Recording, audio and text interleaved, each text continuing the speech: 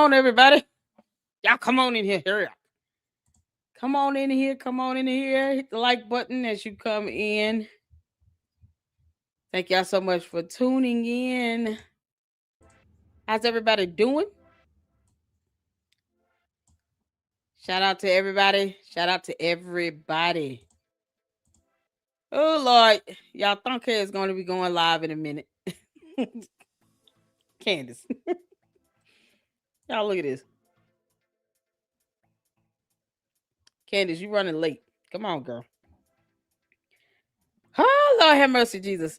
She literally did a show about the halftime. As if Candace knows who Bad Bunny is. I thought her favorite rapper was Kanye West. Y'all, you can't make this up. Hey, Juju, how you doing, honey? I hope you had a eventful evening last night, okay? Y'all, we had fun. We listened to the halftime music from CPUSA. I can't get over the classical music. It was absolutely beautiful. I listened to the video once I got through with the live stream. I said, man, this was so good. These are hilarious. Oh, Lord. These are hilarious videos that made her. Oh, Candace. Oh, Candace, we going in on your clown ass. Y'all hit that like button coming in. The Ewok White Walker of an alien is about to start. All right, you guys. Happy Monday. As you know, the Super Bowl was last night. And look, this is what the kids are terming goy slop. What that means is that you were supposed to pick a side. Pick a side. Whose side are you on? Were you team Bad Bunny? Lord, if so, you're supposed to come out and away. Hating like the racist right. Maybe you were team Turning Point USA. Did you oblige and turn off your television sets, open your laptops, and watch the alternative halftime performance, which the word on the street is if you did not enjoy it, if you did not enjoy every moment of it, then it's because you don't love Jesus. Of course. What? Of course, every single time. That's the new Turning Point talking point. So welcome back to Candace. Candace, you dumbass alien. Well, I don't even know who Bad Bunny is, okay? Maybe the people just didn't want to watch it. What the hell? I thought Christ is king. Candace been lying about that too. Okay, so you guys can actually check the records on this one. I am not, nor have I ever been, a conservative stereotype when it comes to the Super Bowl. She's not a conservative at all. I feel like it's a bit of a fad now on the right. You watch the Super Bowl for the sole purpose of complaining about the halftime performance and why it didn't live up to what you think that it should be. I notoriously defended Rihanna back in 2023 when she was literally just wearing red. And conservatives made it seem like she was trying to channel the devil. She was actually pregnant and wasn't even moving around that much. I'm also a Shakira stan, so I thought her and J-Lo had a fun halftime performance. I'm not really one of these people who are naturally averse to culture. I also like and listen to Spanish music, as you guys know. Mark Anthony, that's why I had to come out for my boy. When they were saying stuff about him and what he did at a wedding after 11 p.m. No, he should not be responsible for that as a Latino man. I like the old school stuff, Aventura, the old Mark Anthony music. Hasta ayer. I grew up listening to all of it. So when Bad Bunny was announced for the Super Bowl, I was like, yeah, an alien trying to sing. Let's see what he does. I do not know one Bad Bunny song. I'm going to be honest. I've been very clear with you guys. I am not cool or hip anymore, just like I don't know any of Sabrina Carpenter's music. I'm not trying to stay up with the culture, but I know enough to know that he's very popular. Okay. Now, the pros of his performance, I'm going to say something good about it. Hold on, because I'm going to be pausing during this. Candace, I don't know Bad Bunny songs either. What does that have to do with, I chose to listen to, CPUSA's halftime show. It has some good music. I mean, it is what it is. Why does this have to be an issue of you only love Jesus if you listen to that? And if you didn't listen to the NFL halftime show, then obviously you have to be a part of their movement. What do you mean? You have millions of people that just didn't watch either show. You have millions of people that didn't watch the NFL show and have no idea who TPUSA is. You have millions of people that only watch TPUSA. They don't even watch football. Why is she making this an issue? Candace, you don't dictate a damn thing. Has no one reminded her that she's not a dictator? I actually Can't make this up. thought the set design was really cool. You It can't was make one of the this cooler up. ones that I've seen in a very long time. I love that it looked like a little pueblo, a little Spanish town, that the mercado, the bodega. And to be clear, I think it felt obviously Your very Spanish authentic to sucks, him and man. how he grew up, but not just to him and how he grew up, but also in America. If you guys don't know that, this Oh is my how a God. lot that looks familiar to me and the way that I grew up. Like, you know, the corner Didn't grow bodega. up It's like a that. real thing. And I thought very obviously that that's what he was trying to convey Yeah, is this his sound like own she grew up experience, so because poor. that's what artists do. And by the way, like I said, all around the United States, these communities exist. The performers and the dancers did a very great job. You could tell that they rehearsed a lot. They were not just winging it. And I actually quite enjoyed the little electrical line thing that they were doing. I thought You it was can't make clever and it this was up. fun. Now, the downside is that it was not in English. They It was never not in tell me English. when they're live And streaming. therefore, They never tell me when Jay Wynn and Paramount Tactical never ever include me in their live stream. Y'all go tell them, shame on them for not inviting Lady Luck Club. the audience could not emotionally connect. If you were not a Spanish speaker, you could not emotionally connect to that performance. It was really all in Spanish, save for Lady Gaga's portion when she was sort of doing the bad salsa, which was very American. You know, she wasn't Tell them to exactly invite me. I'll do hips don't lie. And I was like, okay, now is that Bad Bunny's fault? Obviously not, because he was booked and he is very clear. English is his second language. If you watch his interviews, he kind of speaks Spanglish. He's learning Candace, more we English know, now. we can look His this up. music What is is your point? exclusively in Spanish. So the expectation, who are you actually upset with for booking this performance? I agree Why is it that it would be nice to supposed have be with an English speaking halftime. That makes sense because the majority, everyone actually in America should speak English. But he didn't book himself. Okay. Actually, I looked into it. The person that controls who gets to perform at the halftime is Jay-Z for some reason. Yo. Jay-Z in partnership with the NFL. Jay-Z doesn't speak Spanish, but Jay-Z booked him. And for a very long Why does Jay-Z need to speak Spanish? Candace, do you see how you're so ridiculous? You sound so ridiculous. Y'all, Candace act as if Connecticut is the only place you're gonna find a bodega in the United States of America. You know, she's trying to turn Connecticut into a tourist spot. Like we need to go there to find a bodega. You make this up. time, it's been clear that Jay-Z's got some sort of relationship with the feds. I tend to believe a lot of the stuff that Kanye said. And so, like I said, this feels a bit like, let's get both sides warring with one another. Now, no one's having a war. This was a successful performance. Well, we'll just look at the raw numbers here.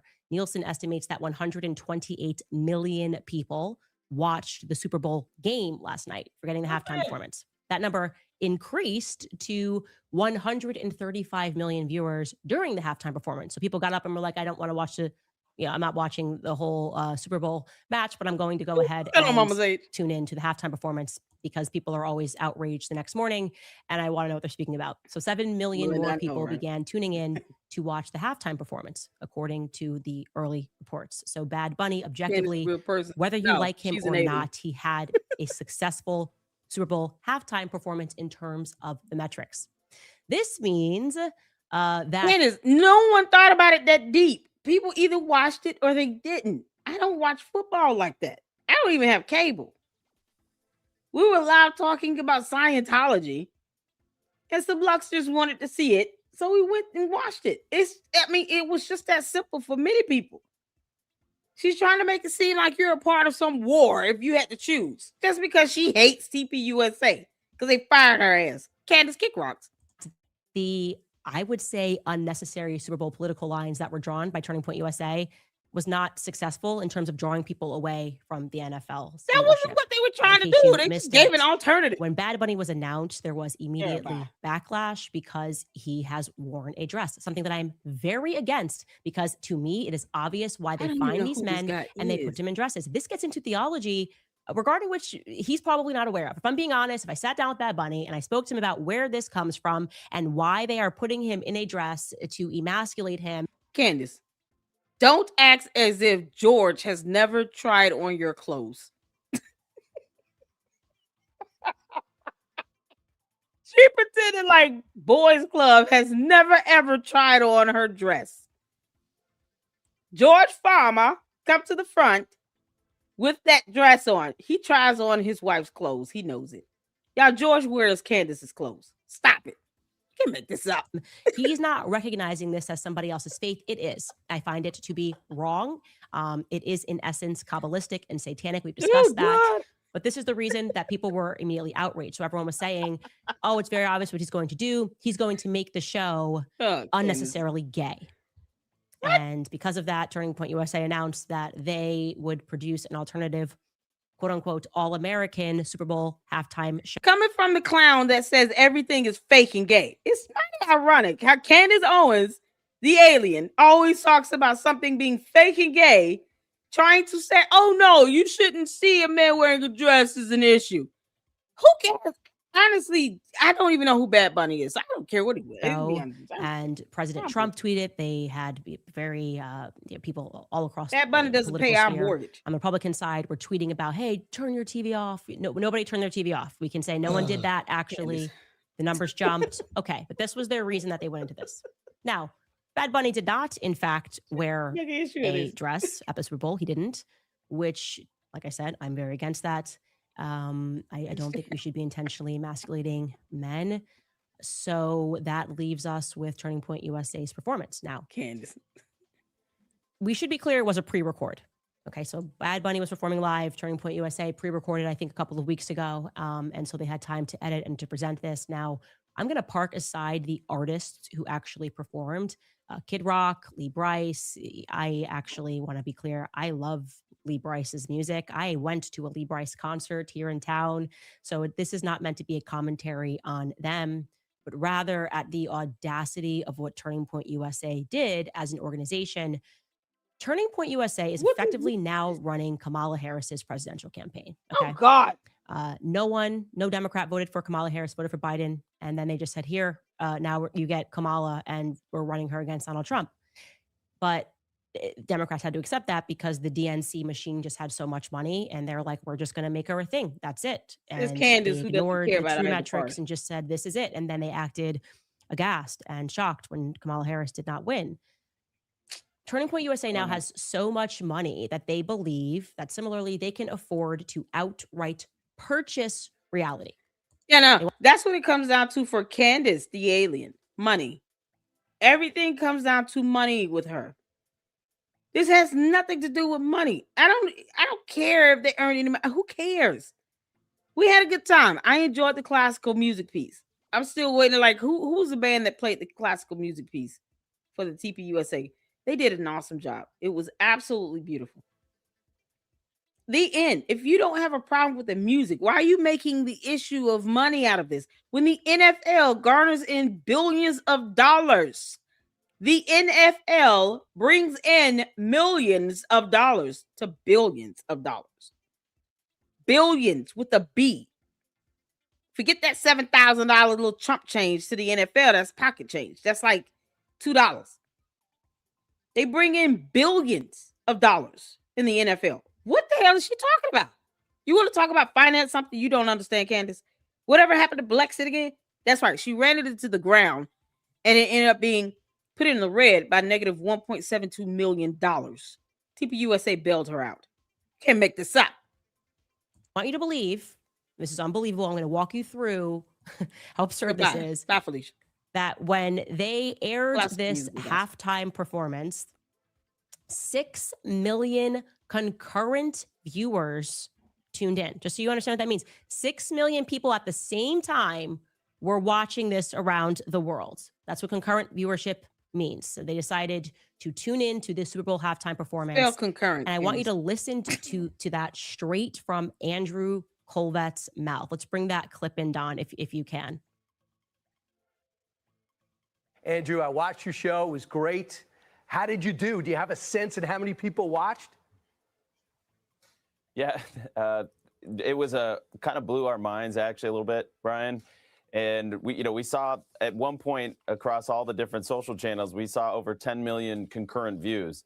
So that was adding up all of Rumble and all of our partners just on the social side. So, and now the numbers keep trickling in. I mean, right now, as I'm sitting here, YouTube's numbers keep updating. Concurrent, And obviously, so is not what we're trying to put it all together. What I can say. safely say is that we are now over 20 million viewers across just social. So we haven't even gotten our partner broadcast. Yeah, because Candace can't define concurrent. Oh, Candace, you make me have to do the hard part. So we're going to have to go to the dictionary. I'll pull up the definition of the word concurrent because Candace, once again, has not mastered the English language. This dumb alien wants to be dictator of the United States, and she can't define the word concurrent. God. Their analytics, as you know, sometimes the ratings take a little while, but that's 20 million viewers. And we don't know how many people were gathered together, 3, 4, 10 in a room watching together. So we're going to try and put a final number on that when we can.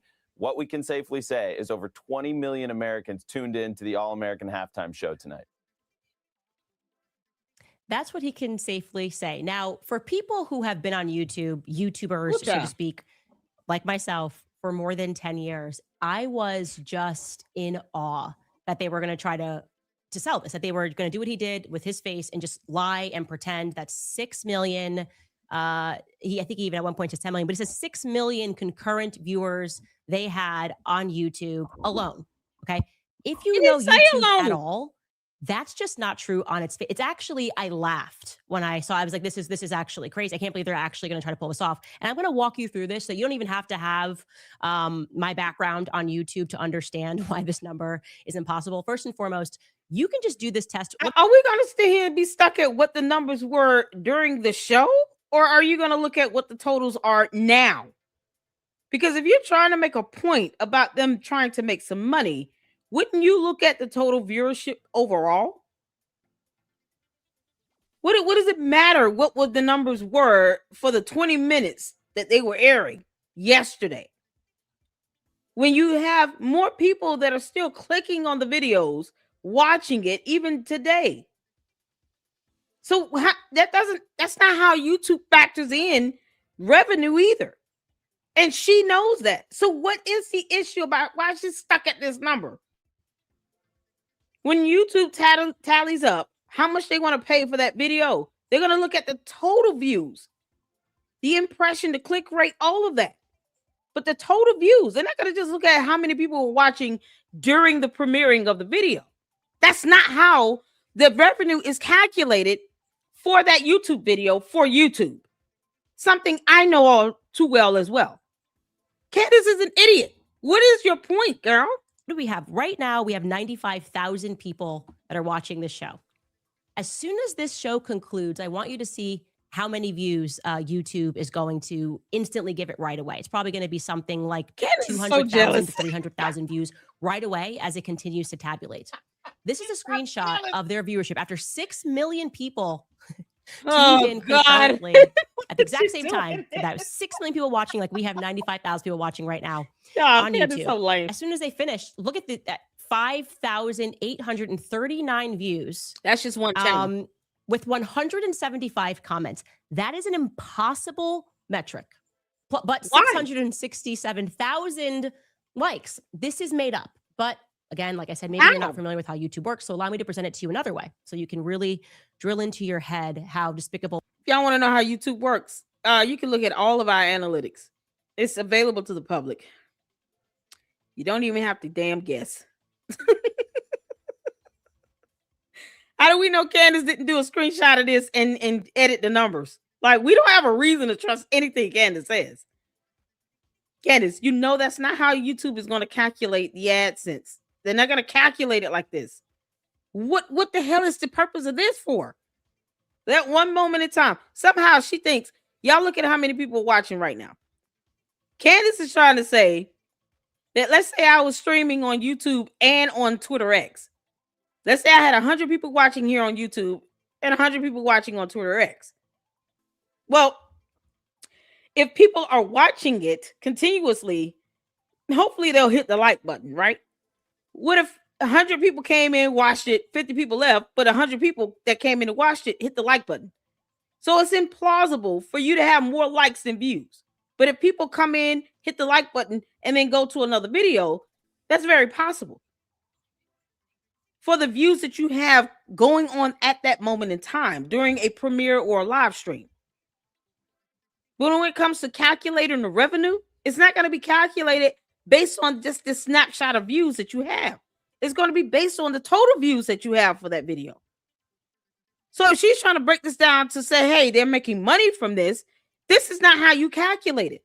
So what is the purpose of this? Oh, it's impossible for them to have these views. At what point did you take the snapshot?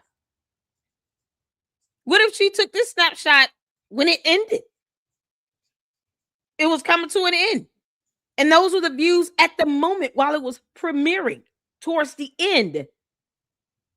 But throughout the entire premiere, you had over 667,000 people that came in and hit the like button.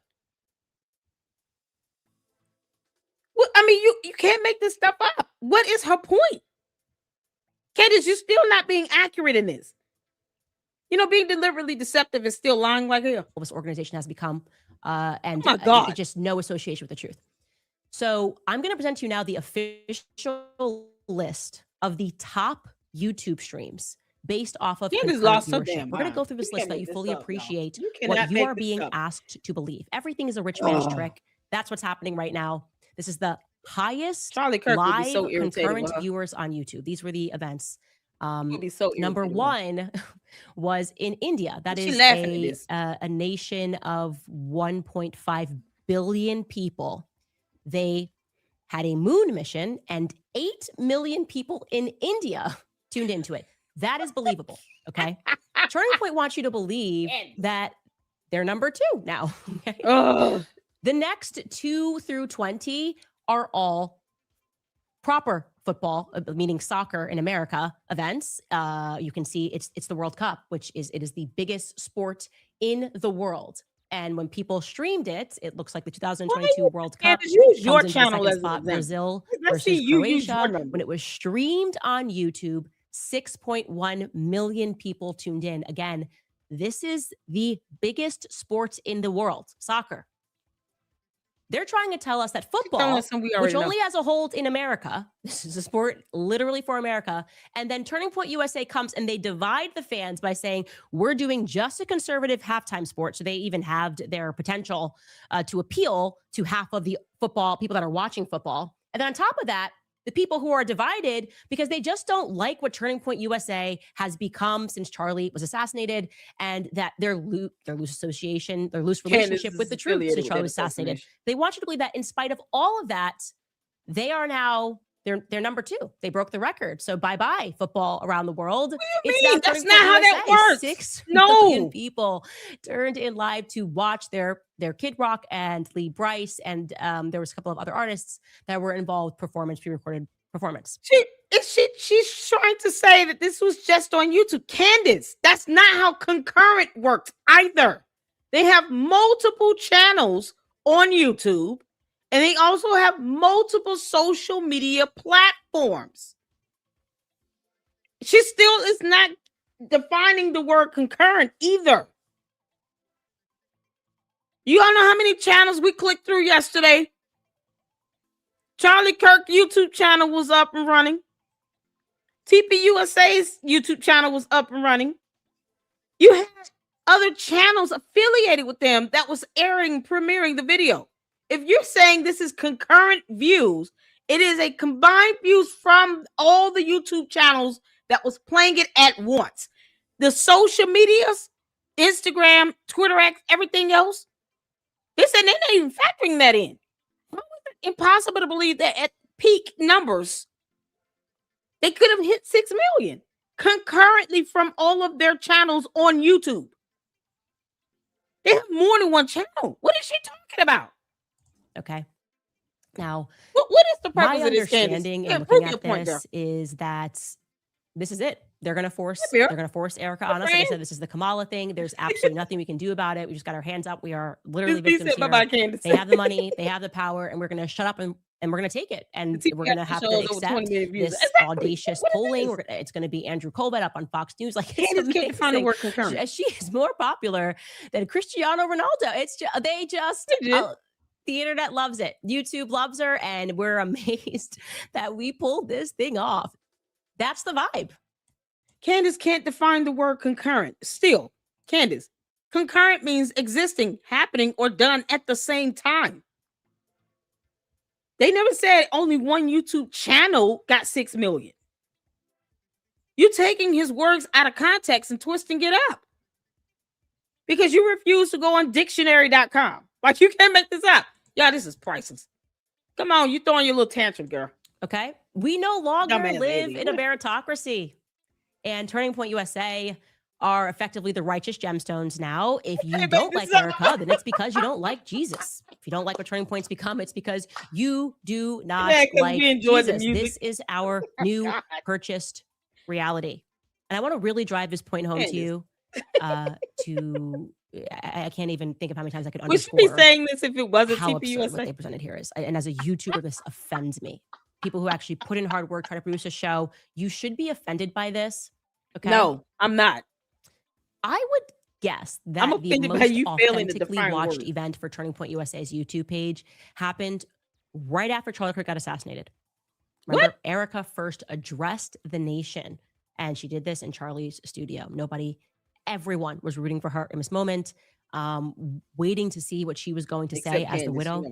If you go online right now, her address as a widow to the nation has 4.1 million views on Charlie Kirk's Why YouTube would I channel. be offended by It that? also has 36,000 comments. Okay, so 4 Good million for views, her. 36,000 comments. If you know YouTube, that's right. They didn't fake that. That's real. I want you to compare that to the Turning Point halftime show, which, just like Biden's votes in 2020 when we slept, a bunch of more views came in on YouTube. They were like, people were like, I love it even more in the middle of the night. That now. Yeah, because maybe people couldn't watch it while it was premiering. You act as if the video is supposed to go bye-bye when it's done premiering. What is her point? People are going to continue to watch it. It might be even double by tomorrow because she's mad. Candace, you're giving it more exposure. I'm not mad at that at all. Just like you do with, Wolves in Finance, and he's now got a cease and desist letter. You put people's information out there, their channels out there, and they get a lot of views because you have a cult. They're going to go and watch those videos simply because you put it up. You're giving it more exposure. What is there to be mad about? Why are you upset? Why are you throwing a tantrum, Candace? Candace, you dumb white walker. Why are you throwing a tantrum about this? This is going to be her whole show. Has over 20 This grown-ass woman is about to be views. mad about a halftime show. And yet, only 46,000 comments. It's impossible. It's literally. What does that say, Candace? Good show. Like I said, you know that the Erica address is an authentic representation of views because of the views to comments ratio. Oh, I'll give you an God. example. My last episode, The Letter to Erica on YouTube, that got 3.1 million views. So It what? has 28,000 comments. So almost too close So for what? 20 million You view being video. evil. People Now, drawing why the does evil. this actually matter? Why am I spending doesn't matter. time speaking to you about this? She has no other Because content. it is such a perfect analogy for what this organization has become. Wealthy, corrupt, and dishonest. It's to our Corrupt. What the corrupted dishonest because Candace is mad that they fired her ass. That's it. You can't. People like music, Candace. They had Kid Rock. You even said that the music, some of the musicians you listen to. What are you whining about? Why are you whining about this? So you act as if no one else is supposed to enjoy the music. No. Y'all are not supposed to be watching this after it premiered. It was only supposed to be watched on yesterday during the halftime. And that's it. No one else is supposed to be clicking the videos and watching these videos after it's done premiering. How dare 20 million people watch this? How dare you all? You should be offended. I'm not. Candace, I'm offended at your failure to define terms. I'm offended at the fact that you crash landed on our planet. I'm offended that you want to be dictator of our country. I'm offended at the fact that you think you're above the rule of law. I am offended at the fact that you actually think that filing a motion to dismiss is going to get you out of a lawsuit. Candace, there are a lot of things I could be offended about. I'm not offended about somebody playing some music. No difference. You don't even know who Bad Bunny is. Why are you going through this tirade? Girl, bye. faces. It Bye, is to Felicia. me so reminiscent of everything Tucker said when he got onto stage at SAS, when That the costs Jewish donors got angry, when he questioned exactly where this money is coming from, how these people are becoming billionaires, people that are not impressive, that are Yeah, I not can't listen to smart, grown men and are sound like Mickey suddenly, Mouse. we just learned that they're billionaires. Money is being thrown at them. And there are people who are. Why Candace is worth $244 million. George, can you take off Candace's dress? Get your ass from behind that camera and tell her to go chill out. This obsession is like, man, it's time for her to be 5150. Candace, you need to be checked into a mental institution. You've lost your mind. You act like people not supposed to like music. Are smarter How dare than TV them, USA who plays a work harder concert than them. And he is essentially saying, we no longer live in a meritocracy. This can't is even just say a it right. fiction, a total fiction. And I also want to stress here that what upsets me about it Oh is it's no. exactly everything that Charlie Kirk hated. Okay, yeah. When we were hitting the Because ground, we he were talking enjoyed that about music. the need for God. free markets. This is not an example of the free markets. This is an example of crony capitalism. It's crony capitalism. They're Jesus just, you're going to Christ. take it. This is what we're bigger than Cristiano Ronaldo. Yeah, we she don't know said why. It's just you had like Alex Clark shamelessly tweeting, everyone said we were over, but look at this. 100 million views. Candace, you are not funny. Did no one tell you have zero talent? Candace mad because she can't sing. Candace is mad because she would never be a beauty queen pageant winner. She will never go to Hollywood. She did that lame ass rapper video at one time. That's it. She can't sing. She can't play an instrument. She can do nothing. Just run her mouth. Candace, don't be mad because you're not able to sing and put on a concert. Like, who's stopping you from having a concert in your studio in your basement in your house? Why don't you have Bad Bunny come do a session in the basement of your home as opposed to your lame ass interviews? Why don't you have Bad Bunny come there and do some music? Who told you you could not have a concert in the basement of your house on the Hidden Valley Ranch farm? No one said that. You can have the pigs come through, the cows will be a mooing, goats start squirting milk. Like, we could just have this be a whole farm thing. You can, all your sponsors can be there, grilling up steaks and pounds of chicken. Like, you can make it a whole thing. George can come down wearing your finest gown and dress and heels. Like, no one will judge him. It's just fiction. So fiction that even Tyler I don't Boyer, know how who to happens take to be a this sexual lineup, leader girl. and also a committed homosexual part-time, So is George Farmer. is tweeting this out from Bad Bunny's performance. He actually tweeted this. Why is Turning Point USA?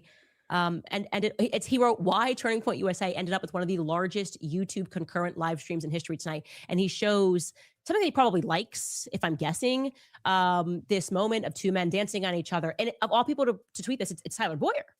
It is Tyler Boyer. Candace, no, she liked that. Fake.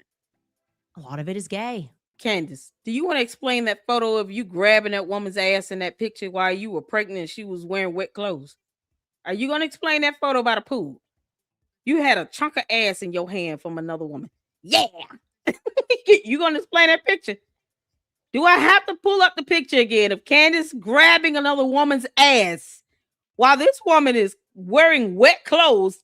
Just look like she just got out that pool. And Candace looks like she's 6 months pregnant with that alien baby. Do we have to pull up the photo? Are you ever going to explain that faking gay moment, Candace? Come on now. George all up in the closet trying on your clothes. You can't make this up. These, again, are the righteous gemstones. And we are looking You at, can't to me, fake Christianity. It's like Christianity Inc. Which brings us back to Fort Huachuca, by the way. Something big for you. You will recall Ain't no reply. that Mitch Snow, the man who had to deal with the full brunt of Andrew and Erica's PR machine. They were digging up his past, claiming that he was a habitual liar. He Mitch was is. certain. He was certain. And I want to be clear, he also hasn't moved his story since, not 1 inch. You don't have to move it. We just want evidence on it, to which he has not presented. Candace, there's a difference. Moving a story versus corroborating it are two different terms with two different definitions. Where is his evidence that shows that anybody was on a military base or at a hotel at the time he saw them? Because Everything has surveillance cameras. He couldn't pull out his phone and take a picture. What evidence or proof? What witnesses have come forward to corroborate it? With evidence. Evidence is the key word, Candace. Evidence, you dumb alien. Y'all, she said meritocracy. Did y'all repeat that? She couldn't say meritocracy. She couldn't say that word to save her life. He was certain that he saw Erica Kirk on the evening of the 8th at Fort Huachuca, leaving with a no hotel evidence, with a Cabot Phillips lookalike. With no evidence. He has not adapted that story. Oh my God. Despite the undue harassment that he received, in particular, after seeing Erica on the evening of the 8th, he claims that he stumbled upon what appeared to him to be the conclusion of a military briefing right before mission taking place in a borrowed building site for the Joint Task Force, the Southern Border Unit, and he was a border unit, and he was surprised. He saw a guy. Candace, you're recycling all your dumb theories over again. You are obviously out of content. Go ahead, girl. Just come on, you dumb alien. Do you have anything new to present? Because we've already discussed this. He has no evidence, and he claims that the Zodiac killer is his father. I am your father, Luke. You know, his father took many lives, and you're good with that. That's the best he's got right now. He claims that a mass murderer is his parent. And you have no quarrels with that because you had something to do with, with Charlie Kirk's assassination. Where were you and George Farmer at again? Was he wearing your best dress at the UVU campus? Y'all look for a man in a dress. It'll be George. And the JTF thing, I think he said it was JTF 10, the 10th Mountain Brigade. He's like, oh, where are you guys? I thought this was like disbanded. The Zodiac killer is his daddy. Task force, Southern Border. And they're like, no, actually, we're in this building. And you should know that that joint task force initially was formed in Tucson, Arizona. Well, here is a rather explosive lead. And I'm going to say this is a lead. I'm going to cage this. It's a possibility that this does not pan out. But I'm putting this out here because I'd like a confirmation one way or the other. No. You're supposed to. No, stop. See, to the cult members, why does she want confirmation? Why isn't she giving us evidence as she makes these statements? Who is going to confirm anything she's saying? She should be confirming it. Do you all understand why we ignore her dumb ass? No one should be confirming her allegations. She should be confirming that. She should be putting out evidence to confirm it. I just want confirmation on this. Why?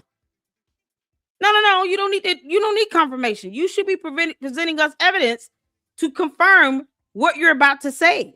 That's how that works. While you have Miss Snow claiming that his daddy is the Zodiac killer, a mass murderer, he shouldn't even be proud of that.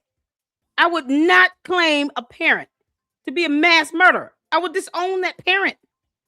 I don't know who he is. I don't know what y'all talking about. That's not my dad.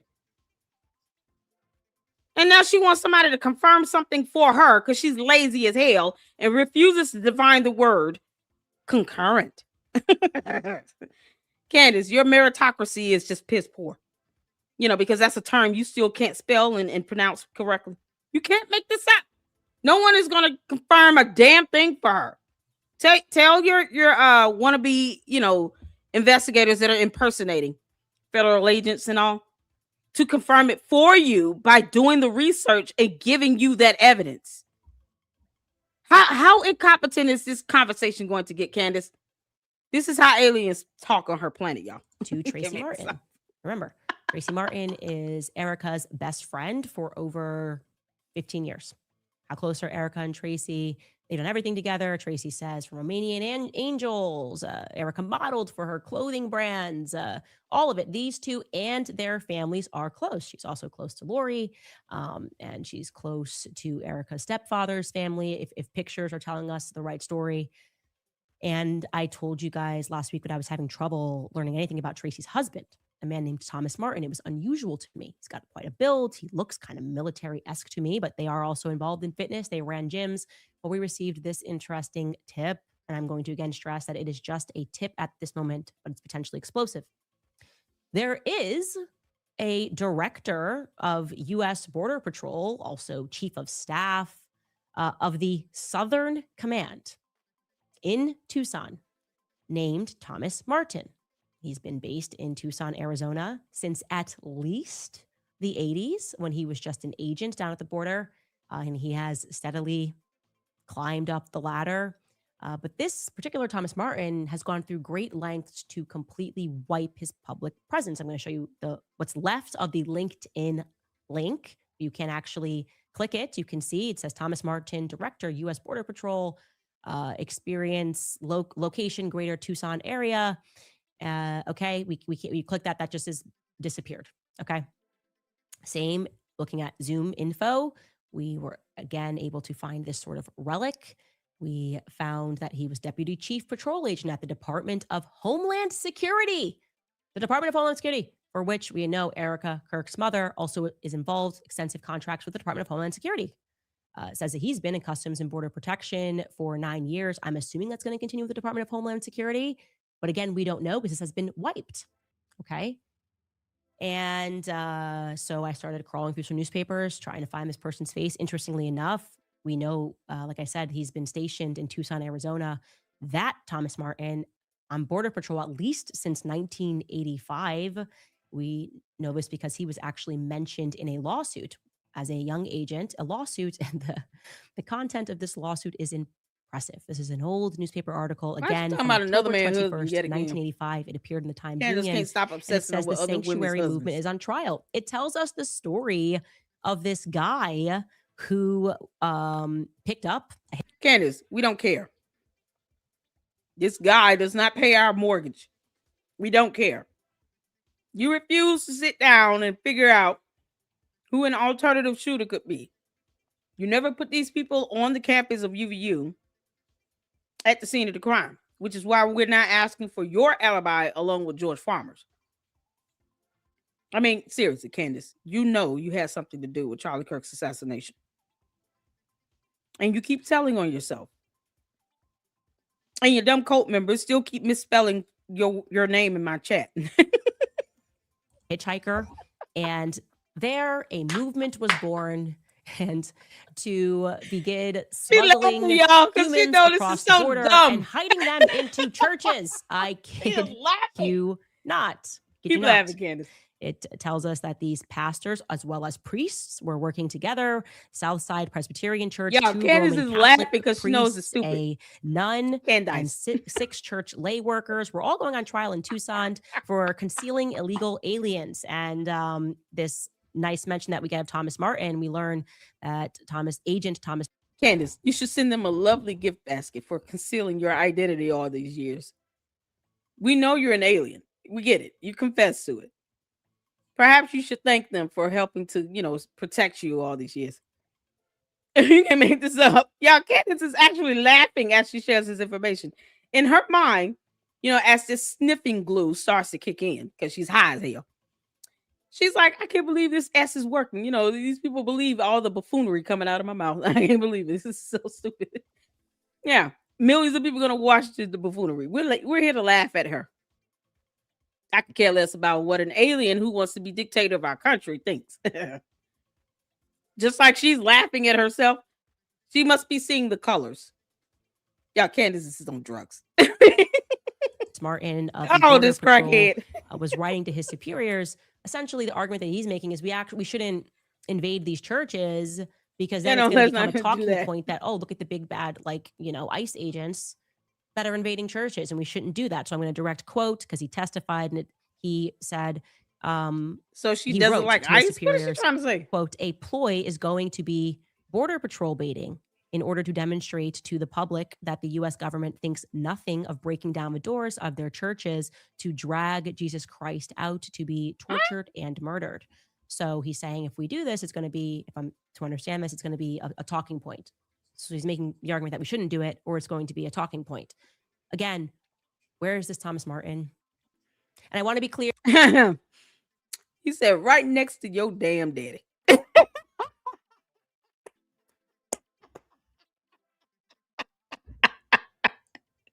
Candace, understand this. He was probably trying to figure out where's this George Farmer. I mean,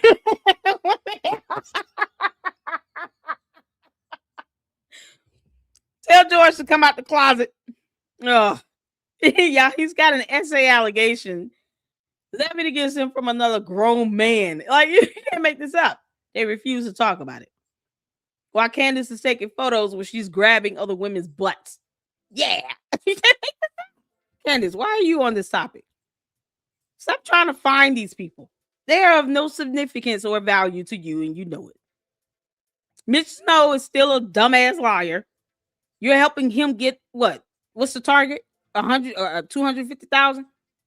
He's raised over 140,000. You know, the cult members should be so proud. They're helping a liar who provided zero evidence at all to pocket over $140,000, money that most of them will never ever see in their lifetime.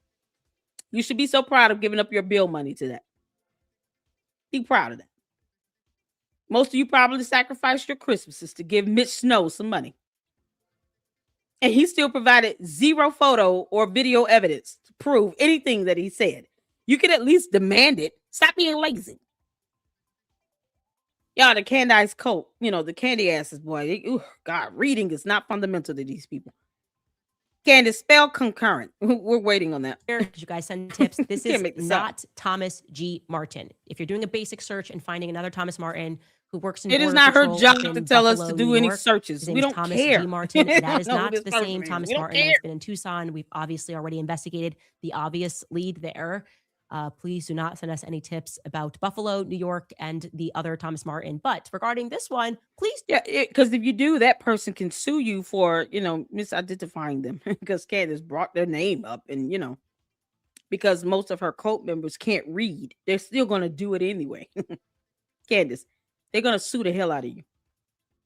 You've already misidentified someone, posting up a photo of a man that turned out to be the wrong person. Because you still don't know how to vet. Whatever happened to that guy? Yeah, she posted up a photo of somebody. Posted up a photo of someone, and it was the wrong person. It was not the person she was talking about. And now that person had to reach out to her and say, that's not me. I don't know who that is. That's not me. You posted up a photo of me, but that's not the same person you're talking about. All these people she keep doxing, they can sue her ass. And all these people impersonating investigators online can be sued as well. You can be named as co-defendants. Most of them aren't that smart to stay hidden. So, it is what it is. What is the point she's trying to make? This is so crazy. This is so crazy. I see your email, Thomas Martin's image. Okay. Because she was just talking about somebody, just random people like, y'all. What do these people have to do with Charlie Kirk? What does any of this have to do with Charlie Kirk? She started out dogging out TPUSA for having a concert. Basically, for pre-recording a concert. Here's an alternative in case you don't like watching the NFL. Reasons, blah, blah, blah. Here's music. Oh no, how dare you all get 20 million views on that? Now we're talking about some random person who still has no connection to Charlie Kirk at all. The husband of somebody that she doesn't like. All of this because Candace got fired. Candace, can you blame them the way you act? I mean, she's like a scorned lover. Please do send us tips to keep trolling her ass more in that tips, email. at CandaceOwens.com. Because y'all send her some invoices. Maybe somebody worked with this Thomas Martin. Again, we know that he's been living in the Tucson area for decades. You sitting here doxing people. I can find a record of him working. Doxing. It's illegal. The Southern Command. Keep breaking the law. That is interesting.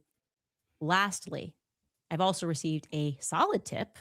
She's shocking doxing that again, Tracy's Francisco. daughter is actually Erica's assistant. I'll put an allegedly there. You're about to confirm that information.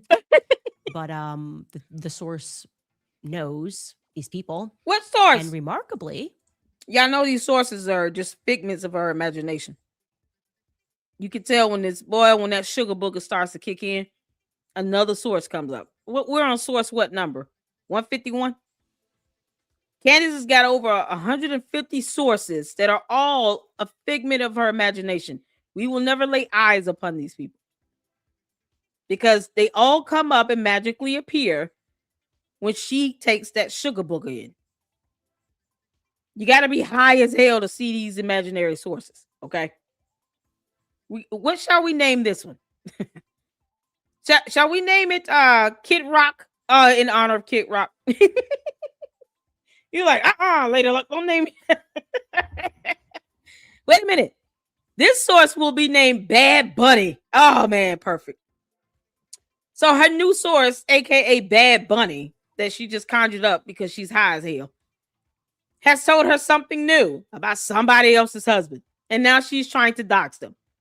Oh, Candace. This is priceless. This is the shocking part. And this I don't have to put in allegedly. Oh, Bad text Bunny. Messages from September 11th. Tracy told friends Why is she that chopping her up her daughter, words? Yeah. possibly Erica's assistant, was supposed to be at UVU on September 10th. But Tracy had a bad feeling about it. Wait, Erica's best friend had a bad feeling about what was going to happen on September 10th. Yep. And so She's trying to stopped. recall. She kind of recall how Bad Bunny told her this in another vision while she was high as hell. Watch out, Candace. That sniffing glue is just not it's not working out in your favor, okay? And don't let your kids play with the sniffing glue. This is mommy's. This is not glue for the paper, children. This is mommy's glue. Don't take this out of my drawer ever again. Stay out of my closet. Y'all, Bad Bunny came to her in a vision and told her some things while he was wearing a dress. You can't make this up. It was pink. And then George Farmer was like, where did you get that dress from? Her daughter, Erica's assistant, from going. Tracy had a divine intuition that her daughter should not go to UVU, but she didn't share that with Erica about maybe she should have said her husband shouldn't have gone. George is mad that Bad Bunny looks if you better would share than that, the dress. it's your best friend. Maybe did Erica talk to her alleged assistant about that? Hey, Candace, maybe you we shouldn't dumb go. My mom's saying I shouldn't go because she's a bad feeling something bad's going to happen. And then something bad does happen. Candace, stop winging it. Thank God Tracy didn't send her daughter because she had a bad intuition. But did she share that with Erica? She winging it. Yeah, she is winging it. Does that sound right to you guys? Is that? No, none of this is right. It sounds like you're high as hell, Candace. Look, I don't know what's going on, but I know that it is not what they are telling us is going on. Okay, I'll leave it at that. We will take a quick break and be back after some thank God, y'all. We had a commercial already. Y'all, Candace, does that sound right to you all? No, none of this sounds right. Candace, who knows how your mind operates when you're high as hell on sugar booger? Okay, you're asking us if something sounds right because you high. Yeah, crack is whack. Her Bad Bunny source has come to life and is sitting here feeding her all this nonsense. And she has the audacity and the gall to ask us, does this sound right? Oh.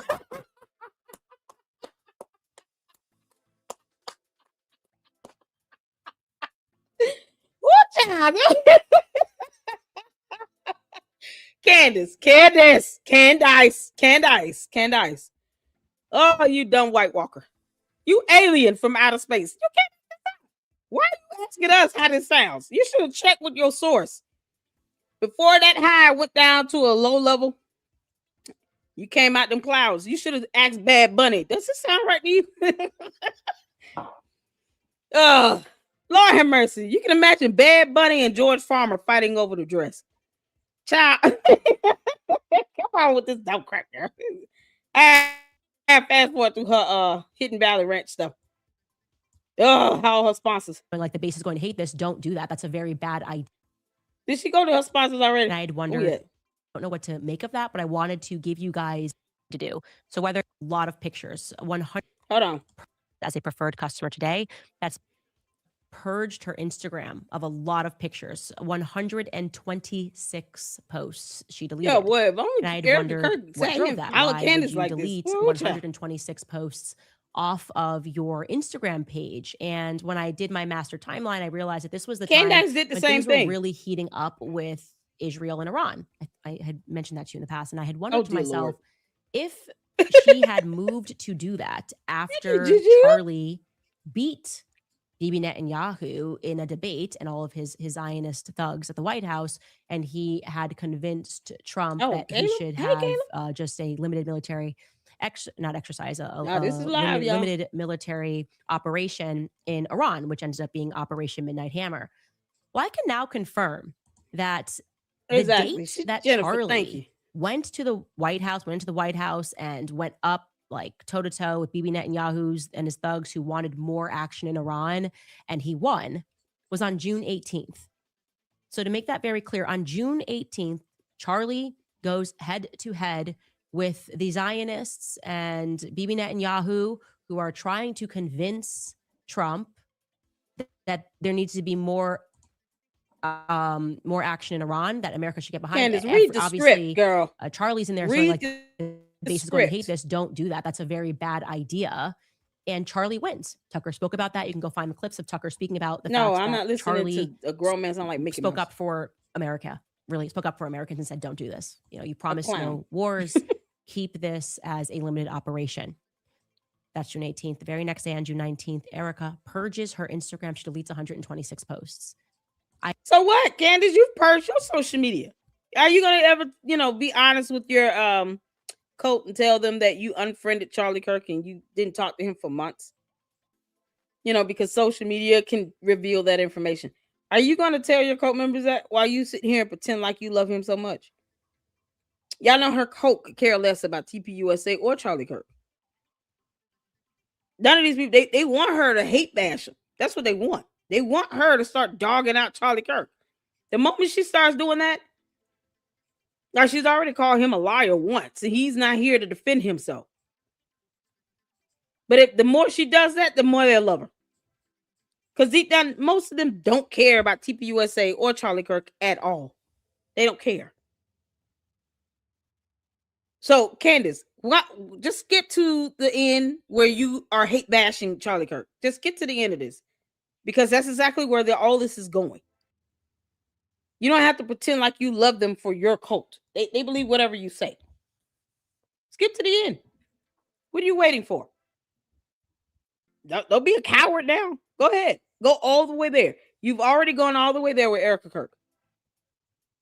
Won't you tell us how much you hate Charlie Kirk? Why did you only tell this to, what's his name, Dave Rubin, over some chicken parm? She didn't deny that flat out, by the way, people. She never denied that she was hate bashing Charlie Kirk at this man's house over chicken parmesan. She just laughed it off like, I can't believe he said that. She never said, no, I never once said I did not hate it. I hated him. I never once said that. Never even denied it. She just tried to giggle it away and said something about Dave Rubin, but she never denied that she was hate bashing Charlie Kirk for over an hour over the chicken parm. Oh, Lord. Candace, just get to the end of this. What the hell are you doing? Yeah, this binge is gonna, it only lasts for so long, okay? Be patient. Bad Bunny could only tell her but so much. I had wondered if that was the way it went, that Charlie ridiculous. pissed off Bibi and then Erica purged her Instagram. I don't know what to make of that, but I wanted to give you guys that data point, which is from our master timeline. Oh, God, Okay, it's a switching master gears here, timeline. not entirely. Something else that's on our master timeline is, of course, this Hamptons thing, which it was so strange. There were so many lies that came out of this. Me, also credit to Max Blumenthal, broke this story that Charlie had this, as we had described it, a very heated confrontation, and he was being pushed by Zionists about his shifting support for Israel. They all came out and gave these clean, buttoned-up statements saying that wasn't true. They described it as, we were. Why do we care about Max? It was just like, tossing some ideas to him. And Charlie said, well, it was just like a spirited debate, they said. And I said, no. Max Blumenthal said no as well. That's not what went down in the Hamptons. No, they were pressing Charlie. He was stressed out by it, and things got heated. He was being yelled at. They always disputed this narrative. Well, enter in this hero, Carrie Prejean Bowler. And she is Catholic. I'm going to state that because it's just Catholic ganging right now. This morning. Wait, what? She just hates to accept the fact that Charlie Kirk was not Catholic. like in this reality and in the next, Candace, Charlie Kirk will not be Catholic. I can guarantee you that. He wasn't Catholic. Why do you keep saying that? He couldn't admire one building without her sitting here lying about him being Catholic. Oh my dear Lord. Why did she want him to be Catholic so bad? Like why he just couldn't be what he was? Why does he have to be Catholic? Someone she hate bashed for an hour over chicken parmesan, by the way. Because she never denied it and she did it. Candace, this is so ridiculous. She's already called him a liar. I mean, seriously. What is your point? You're not telling us who the alternative shooter is. Because right now it's George Farmer. Good God. There was a Religious Liberty Commission hearing on anti-Semitism, and Seth Dillon gets up there of the Babylon Bee. He was the chief. Him and Natasha were the chiefs of pressing Charlie in the Hamptons. Okay. And Seth Dillon's just supposed to be the funny guy testifying from the Babylon Bee about the rise of anti-Semitism and what are we going to do? And Carrie took it as an opportunity, Babylon. Since he's under oath. When you testify, you're actually under oath, to ask him about a variety of topics. First and foremost, she presses him because he was also one of the chiefs of Christ is King, is anti-Semitic. And she questions him on that perspective. Let's take a listen to what she had to say. On their social media platform, would you label that an anti-Semitic if you're looking into the context of what they're saying, or if they just say it, Christ is King? Like, it could be. You have to look at the context. Yeah. But I would say that's anti-Christian if you're analyzing why I'm saying Christ is King. No, saying the phrase Jesus Christ is not taking the Lord's name in vain unless you're doing it in a certain context, right? There's context matters.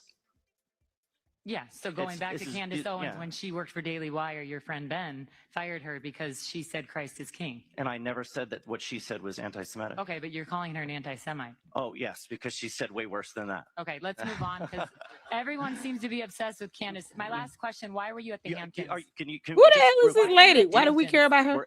Do you think that anything Candace has said is anti-Semitic? No, I don't. Nothing, ever. Look, don't try to convince them otherwise. Just let them think what they think. I listen to her daily. You should look up more. I haven't heard one thing out of her mouth that I would say is anti-Semitic. Yeah, listen. I don't do this to try to convince her cult members of anything otherwise. That's why they come over here. They get mad. I give them a little banter, but that's about it. I don't prove anything to them because I owe them nothing. Don't try to influence or to change their mind. They have a hive mentality. They think what they want to think. They believe whatever she says. That's it. In their world, Candace is queen and king and Lord and Savior. They worship the ground she walks on. There's no convincing them of anything else. It's a cult. Seth Dillon, don't try to convince Candace's cult following of a damn thing. Let them think what they want to think. Because at the very least, I take pride in telling them they can kick rocks when they think they're going to come over here and tell me to prove something to them, to which I will never do. I don't owe you shit. Candace, you're asking people to confirm something for you. For what? It's not going to be acceptable to you and your cult. What's the point of trying to confirm anything for her and her cult? They only believe what she says, and she only believes what her imaginary sources say when she's high as hell. Bad Bunny has a better chance of convincing her of something than anyone with factual evidence. So if Bad Bunny is coming to her in her vision, wearing a dress telling her this is how it goes and this is what heaven looks like, and she believes that, who are we to try to change her mind? He's just going to let her think it. Only Candace can change Candace's mind, or whatever drug she's snorting up. That sniffing glue is something else. We're not here to do that. We're not here to convince her following of anything. They can get mad till kingdom come. We don't care. They don't pay our bills. Hit the like button if you're going to be here. But it is what it is. It's not for us to change their minds. Just like TPUSA needs to stop responding to her. Don't even say her name. Don't even entertain a question or a conversation where Candace Amber Owens, the alien, comes up. Just say, That person does not exist in our world. That's how insignificant she is at this point. Moving on. Next question. You can think whatever you want to think of her. Like, I would not have even entertained this lady. All right, Candace, who? Oh, someone who doesn't pay my mortgage. I don't care what she thinks. You have to invalidate her by making her less important. That's it. We're here to laugh at her. I enjoy it. And it pisses off the cult members. They so mad. Why are you watching her then? Because I do what the hell I want to do. Have you not figured that out? I am the queen of YouTube. I get to do what I want. Yeah, this is what it comes down to. This whole back and forth he's doing with this lady here, it's irrelevant. It doesn't matter. There's nothing you can say or do to convince Candace of anything. Don't try to change her mind. Let her believe that unicorns exist on Earth and they fly. When she finds out the hard way that's not a thing and she's off of one of those binges, then she'll start understanding. Until then, it is what it is. When she breaks the law, when she goes out and docks people and defames people and commits cyber crimes, sue her ass. Take her to court. The one place she finds to be absolutely scary. That's the only thing that gets Candace in check. Court. Lawsuit. That's it. The idea of her standing before a judge in a court of law petrifies her. It makes her pee-pee in the bed at night. That's the only way to get her to understand where you're coming from and you're not playing with her ass. That's it. Don't confirm anything for her. For what? She's just yammering away at whatever Bad Bunny has told her last night while she was high as hell. Like, this is where we are now. She's not even reading her script. Candace, you're not that smart to just, come off the top of the dome. You don't have a brain either. So at the end of the day, all this stuff that's coming out of her mouth, it's just for entertainment purposes. This is all PR stunt for her to keep getting 3 million views a video. That's all this is. I can't take this stuff seriously. Y'all know that. Candace, you're here for entertainment purposes, girl. No one takes you seriously. Because you will never, ever get up and fly to Phoenix and face Erica Kirk. They've invited you to go out there and to show up in person. Your cult wanted to sit here talking about how they're afraid for your life. No, it's just some cowardly nonsense. She had the opportunity to face Erica Kirk in person last year, and she flaked it, talking about something George, something Farmer. He came out the closet, said no. So when you have a coward that's sitting here running her mouth behind a screen, but won't go in person and say these same things, are we to take this seriously? Do you take a coward like this seriously that won't say this stuff to Erica's face? How many of you all think that Erica got hands? I mean, seriously, if they had to go into a fist fight, I think Erica Kirk will whoop her ass. What y'all think? Put a one in the chat if you had to see a fight, boxing match between Candace the alien and Erica Kirk.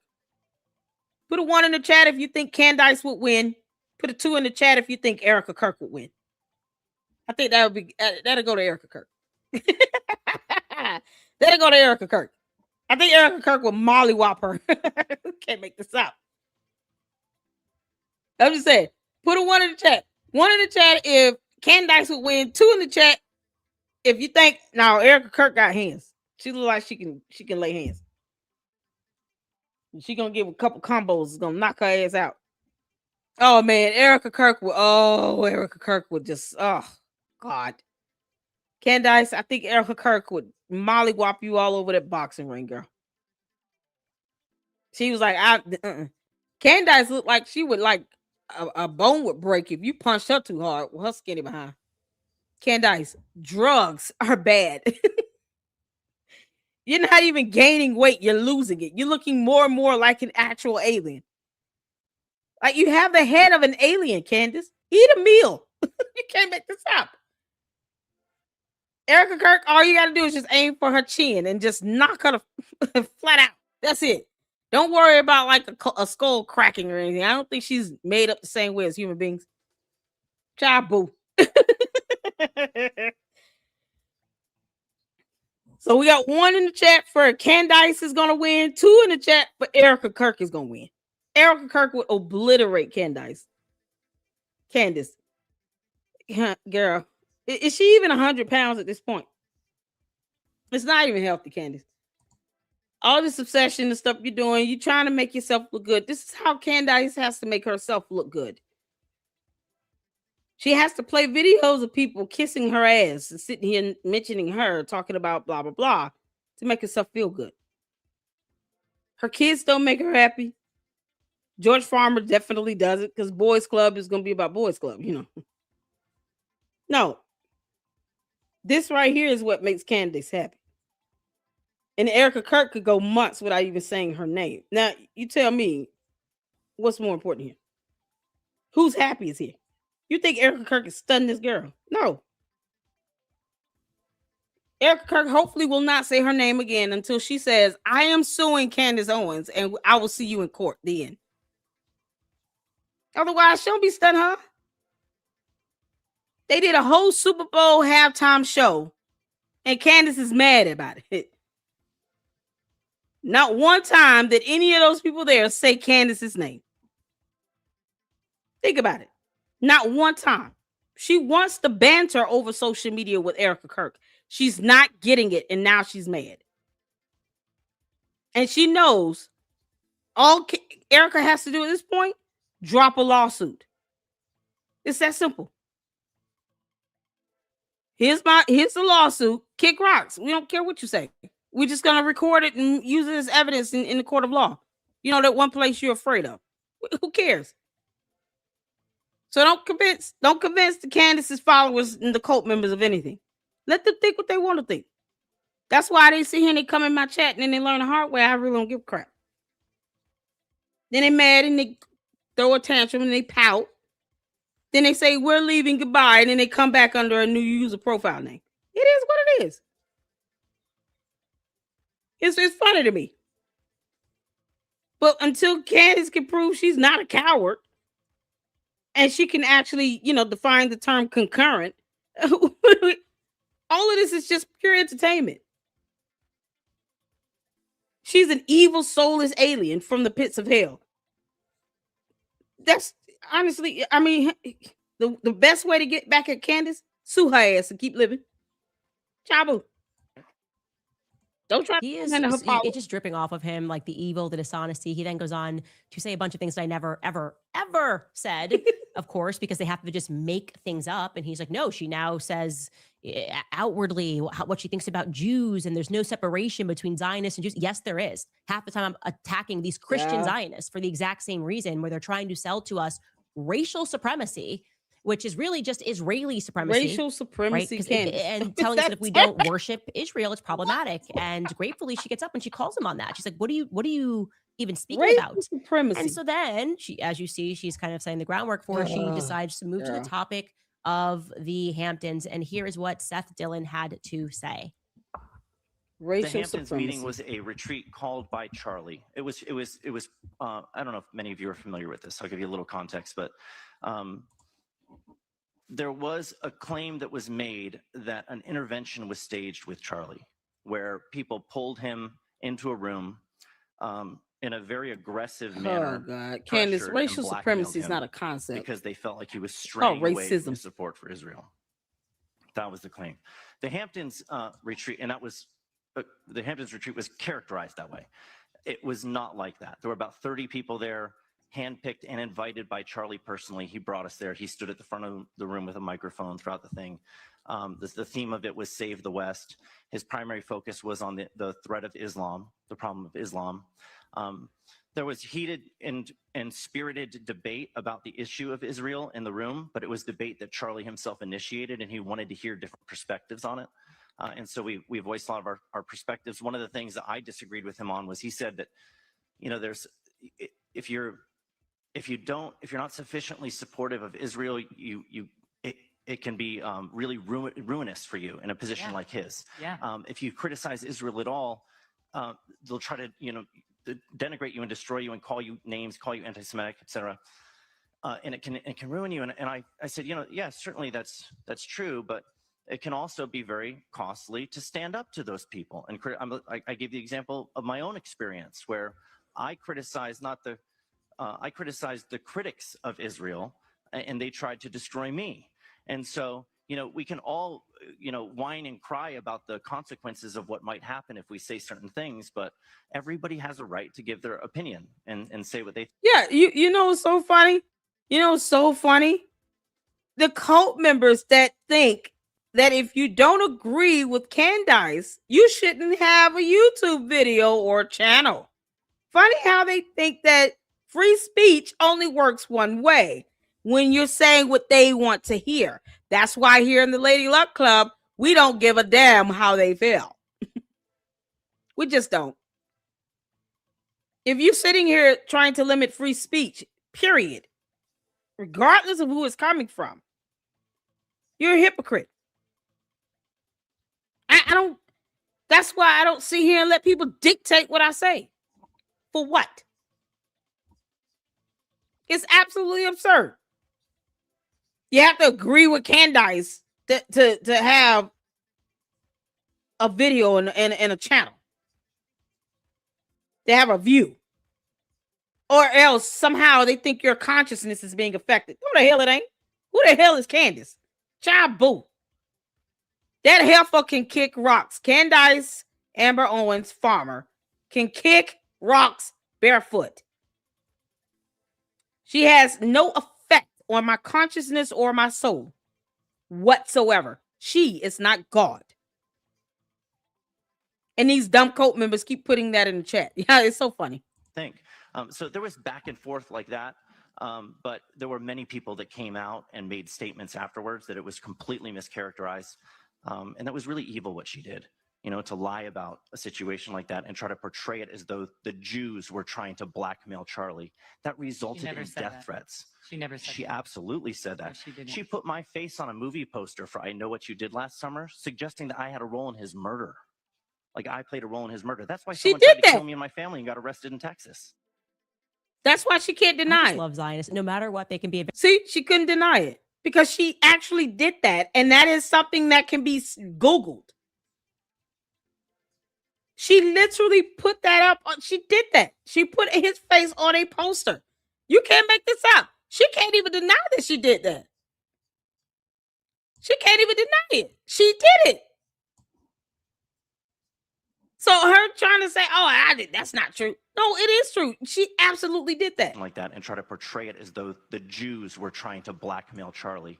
That resulted in death threats. She never said She that. absolutely said that. No, she didn't. She put my face on a movie poster for I Know What You Did Last Summer, suggesting that I had a role in his murder. Like I played a role in his murder. She couldn't even say no. Look at that. My family and got arrested in Texas. I just love Zionists. No matter what, they can be a victim. She put my name on it. She put my face in a thumbnail. She didn't care about the consequences. I Know What You Did Last Summer. An objectively hilarious See? thing that I did. Go me. That is fantastic. But that doesn't mean that there was not some negative consequences to come behind it. You see, you understand how she tries to minimize anyone else that speaks out and says something because she didn't like it. She's trying to minimize the negative consequence and the backlash that came from this. As if she pays his mortgage. She doesn't pay his bills. She doesn't have to take care of him. So for him to say, this is what happened to me because of this, it's justified because it actually happened. He could prove it happened. Just like she's proving that she did this. She put his face on this poster. Minimizing the consequences that he suffered from this, though, it has to be the most soulless act ever.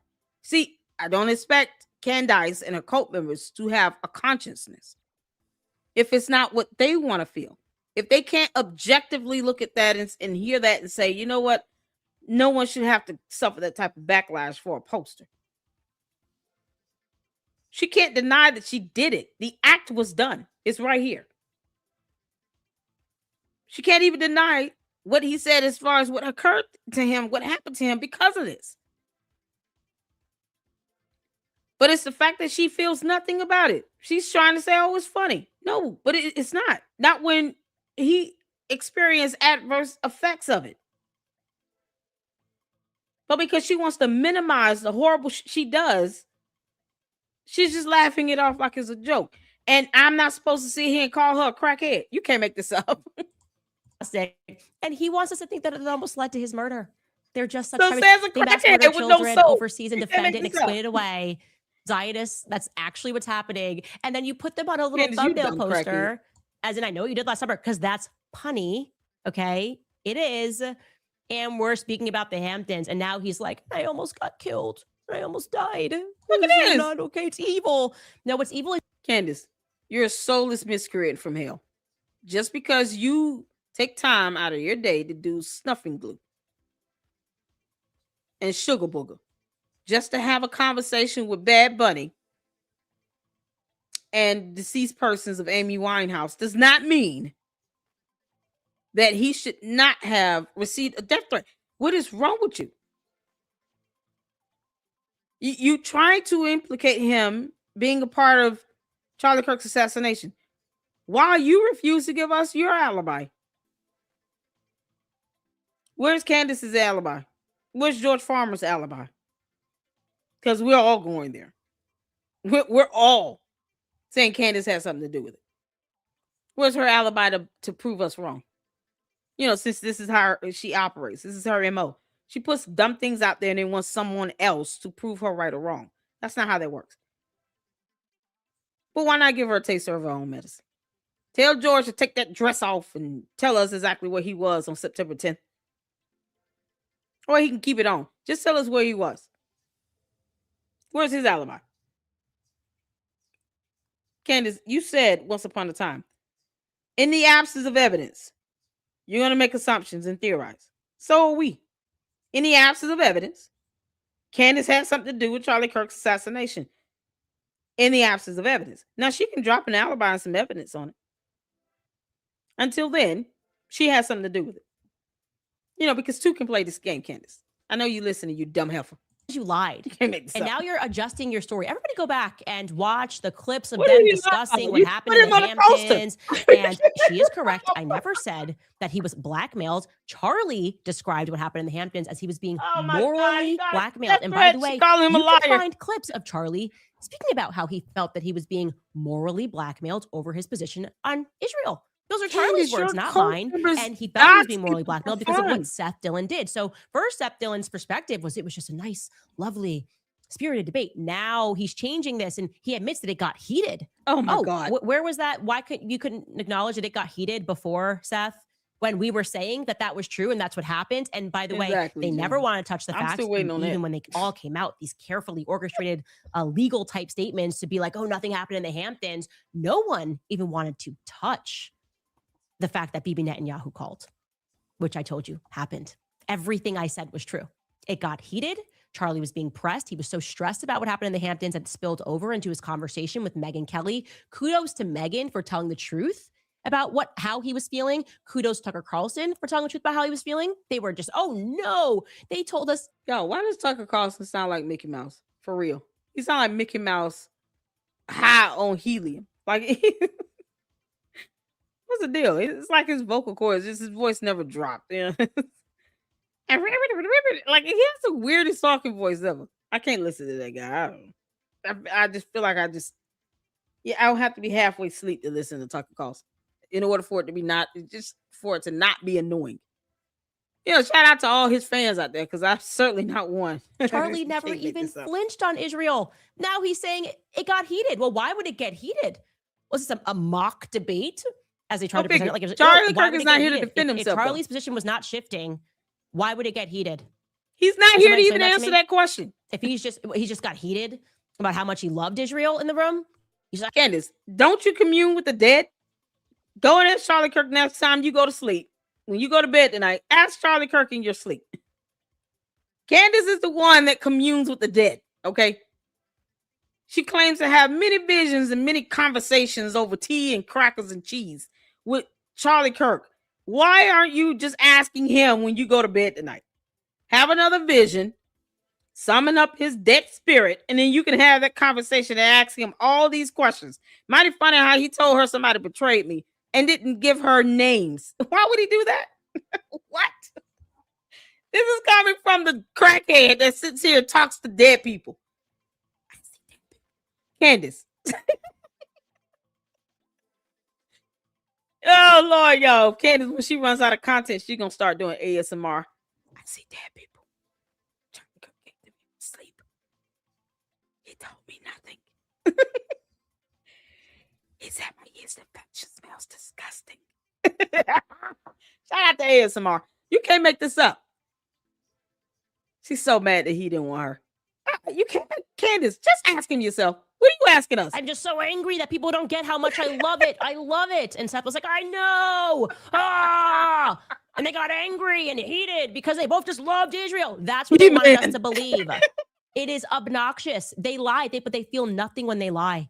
Okay? Just like Josh Hammer. Candace feels nothing when she's sending death threats. Lied about what happened in the Hamptons. It was heated. Charlie was pressed. I said that factually because I had eyewitness reports of exactly what happened.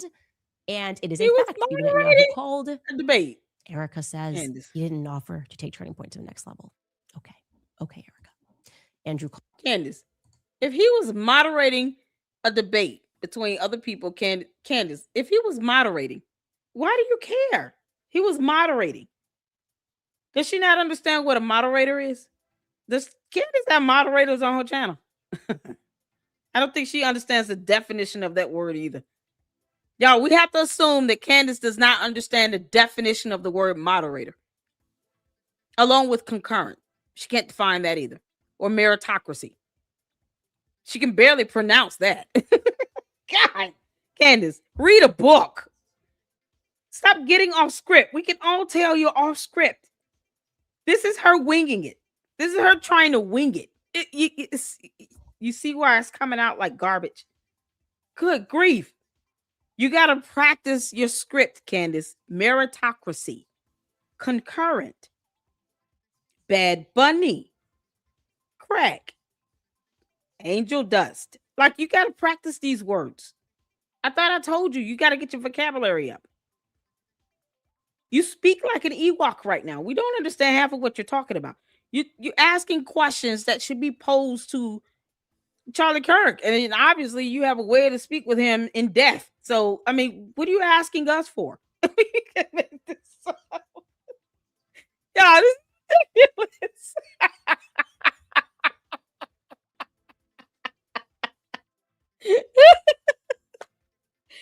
She's asking us questions that should be posed to Charlie Kirk next time she go to bed. Candace, go to girl. All right, you unfamiliar spirit, get done. Poll that says that he did offer to take Turning Point to the level. That is a witch.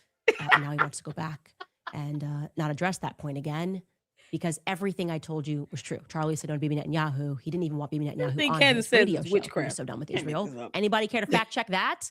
Did Bibi Netanyahu reach out to go on Charlie's podcast when he was doing the podcast rounds in July or August, whenever it was? The answer is I'm telling the truth. No. Okay, I am telling the truth, and we don't have a reason to believe a witch. When you sit here talking about summoning up dead spirits, the Bible refers to that as witchcraft. It's called unfamiliar spirits. Candace, we have no reason to believe a witch. You go practice that voodoo somewhere else. If you don't get on somewhere, you witchcraft. You and Bad Bunny can just go get high somewhere and sniff glue. Like, what are you doing? Is anyone gonna prove me? Get fact check that? No, we're not. No, we don't even know what we don't care, Candace. We don't care. You making moot points. Oh, Erica Kirk is gonna sue the crap out of him. The only reason they are lying about this, in my view, is because you only lie when you have something to hide. And it feels like motive. It feels like motive. They're protecting Bibi and they're protecting this narrative because there's a motive. Otherwise, you just say, yeah, I got into an argument with him. Kind of sucked. I wish that wasn't the last time I saw about the witchcraft you thing. were an honest person. You had nothing to hide. That's what you would say. I'd say, man, I really regret that those are my last words to him. Life is short. It was so stupid. I don't even really care about his opinion on Israel anymore, man. I just feel terrible. She's just running over these words. They all said, Candace is a liar. And now we're slowly getting the truth about what got heated, what they were discussing. Charlie feeling, as he even describes it, morally blackmailed, telling him that it's ruinous. If you say anything about Israel, it's suddenly ruinous to your career. And Seth was fired up. Not Josh Hammer, I will say. It wasn't Josh Hammer. I got all fired up in that room. It was Seth. And Seth, you just look like a liar. Just so you know that. You just like your whole presence there. If you guys go back and watch it, the way he's like stumbling over his word, he's just lying. He just is lying. Candace, he didn't lie about the poster. or the death threat, because that's what you and your cult are known to do. That and witchcraft and summon up dead spirits. You cause this man to get a death threat. It's what you do. You should be wearing that proudly, because you're an evil piece of crap. Like, I mean, when you're soulless, why do you care about someone calling you a witch? Why is your cult getting mad? Oh, we're going based on what the scripture says. Christ is king. So we follow the word of God, and the Bible says that you're communing with dead spirits is considered witchcraft. Then Candace is a witch based on scripture. I mean, why dispute the Bible when you don't like the scripture when it applies? It applies here. Candace wants to commune with the dead. She's asking questions that Charlie Kirk cannot answer here on earth, but in her visions, probably. He won't tell her anything else. It's funny how that works. Don't get mad when we call her a witch. She's practicing witchcraft. When she goes to bed at night, she puts on her little black hat and gets on that magic broomstick right out of George Farmer's closet. And she just flies away into La La Land and then comes back regaling us of tales that her and Bad Bunny and 149 other sources have had with a dead person. Don't get at us. Don't get upset with us. She's the one saying that she talks to dead people. She's a witch. That's the Bible. That's the Bible. I'm gonna get the scripture, post it up in the chat. That's really gonna piss off the cult members. And I like the nice little touch of the Babylon Bee, because now that we're getting into your true guiding theology, which is not Judaism, the wicked by the way, YouTube. Come on, it man. makes perfect sense. You are not the funny guy at all. You are, in my view, completely unhinged, and you should feel remorse. Candace, you're high as hell. You crackhead. You should have come online and had some sort of a conscience about telling the public lies about your last encounter with him, but of course you don't. That just kind of seems to be no, the entire Zionist era these days. You guys She's do so to mad, others y'all. and then constantly pretend you are the victims, including of a poster. Hey, Seth, I know what you did last summer. Okay. We will be Candace, back. we know what you do when you go to bed. All right, you guys, as a mother, Wait, is this comment time? Candace, we know what you do when you go to bed. Y'all should steal PPs in the bed at night. own a simple, smart way to get your finance with. Okay, this is what she goes coming. I don't read the comments. I don't care. Candace is still PPs in the bed at night. We know what you do at That flying on that broom must be something else. This must be draining and exhausting. It requires her to drink a lot of water or alien blood, whatever she drinks. Like, you can't make this up. Hold on, let's see. There's some shorts out here. Oh my God, I got so many videos. I got so many emails, you all. Y'all, Juju sent some emails. He said we got to check out some shorts. Where did you send them? Juju, they may have gone to my spam. I think they went to my spam. Oh no. Oh no.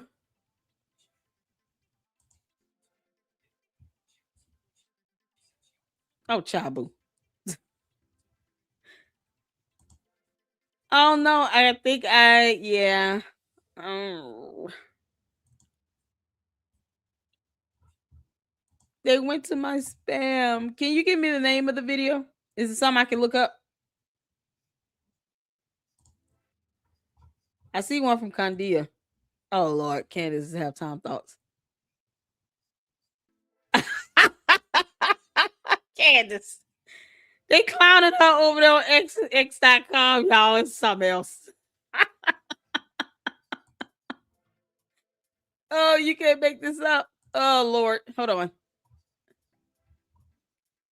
Yeah, I don't watch her read these comments because I just, I can't do it. She just sitting here just self-gratifying. It's the narcissism in her. They always do. Hold on. Hold on.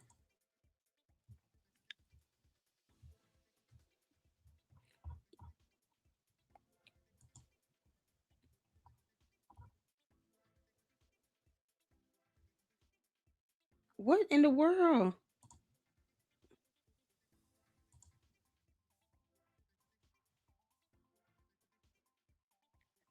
Wait, is this one? Is this one here? Mr. Blue Jeans. Is this one here? Juju? Yeah, I can't wait till Ami drop his new video. It's going to be something else. Ami, don't forget her and the witchcraft and the witch hat and the broom. You got to add all that in, buddy. You said yes? Okay, cool. Yeah, this is a short here. Okay, let's check this out. Hold on. Let me save it to my watch later and then put it over there because I don't like this mode. She's jealous of Eric. Like, what are you talking about? Whoa! Oh, wait a minute.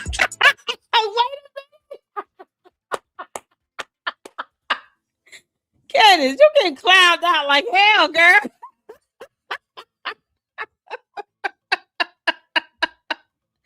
What the? Oh, I know, right? Raven said if it was up to Candace, Tyler Robinson would be charged with murder. Exactly. Yo. Whoa. It's that surfer. What's that? What's the personality we named with this one? With the Valley High girl personality? What we calling that one?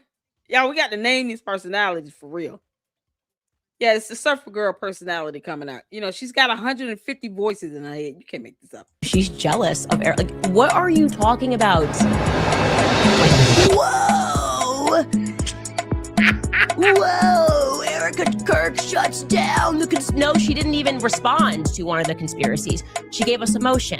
She sounds like she is jealous of Erica Kirk because she loved Charlie and Charlie chose Erica. Unlike those ill-begotten heirs on the show. I don't know how you look at this person and are not filled with disgust, especially as a man. They just tried to wipe away years of my life by pretending, completely fictionalized, that Charlie and I had a breakup, right? You don't find that suspicious? When Charlie and I were hitting the road together, just so you guys know, here's a fun fact. I had a boyfriend. Stop the cap. I was nowhere near Charlie's type, and Charlie was nowhere near mine. Maybe Charlie saw the demon within her, the demonic presence, and he cast her out. By the way, to the earlier comment about seeing that, the thing about the...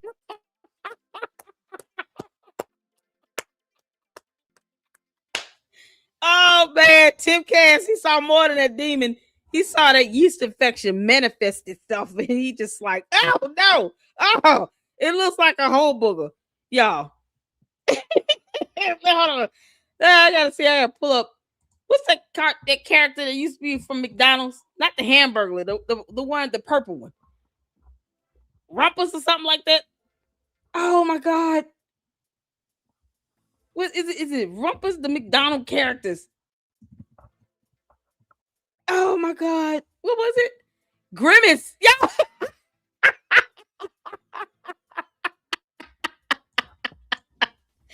Yeah, this is what Candace's yeast infection looked like when it manifests itself.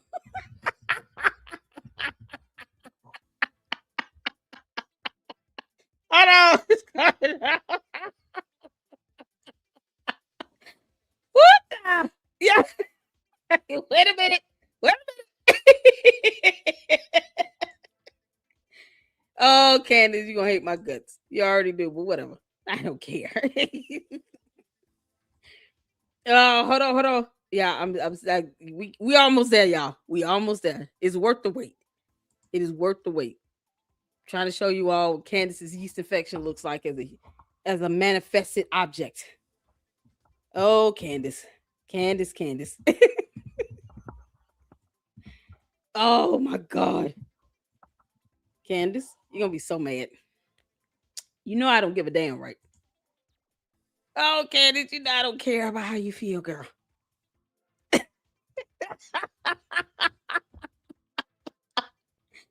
Candace, this is what happens when you let this yeast infection get out of control. And then the yeast infection manifests itself, and then it does drugs. Okay? We tried to warn you to get it under control. We tried to tell her. It's like an alter ego. She can't help it. Y'all, here's Candace's yeast infection.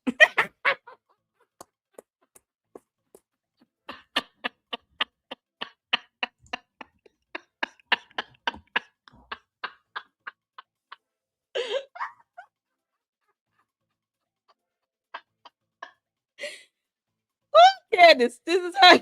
Yo, this is Candace's yeast infection.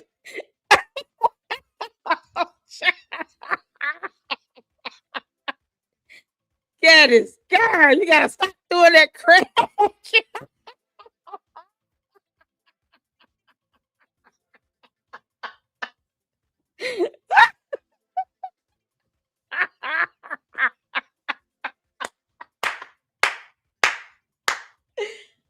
This is what Charlie saw in that hotel the many nights they were traveling.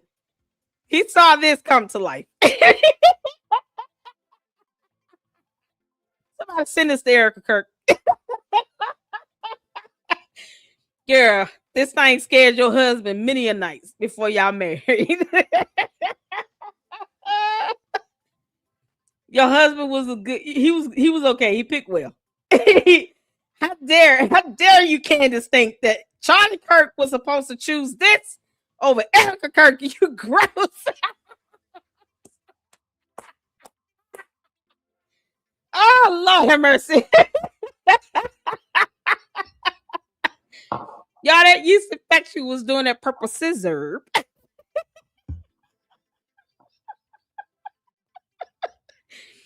Oh, Candace, your yeast infection came to life, girl. Started doing drugs right with you.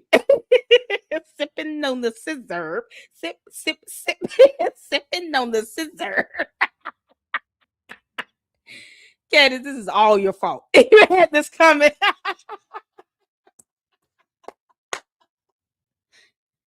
Oh, Lord have mercy, y'all.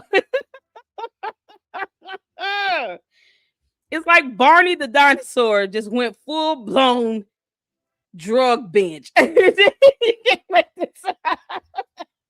I love you. Candace, I can do this all day. Oh, George Farmer must be, boy, he's like, you know what? I can't compete with this. So why try? Oh, Lord have mercy. This is why George Farmer's hiding in the closet, Candace. Is this why George Farmer's in the closet? You can't make this up. You can at least tell Grimace to brush his teeth. I mean, if you're going to sit here and have a sidekick, make sure he takes a shower and brushes his teeth. Y'all, Grimace looks like he was vaccinated with crack. Somebody said Candace seems like the type of person that sits in the car by herself with a mask on. Yeah, because it is. This thing comes out of her, and she's got to find a way to stay immune to it. Like, you can't. This highly contagious it is. Candace, it's your fault. You allowed this yeast infection to get out of control. Don't get mad at us. This is where her alter ego is. Yeasty.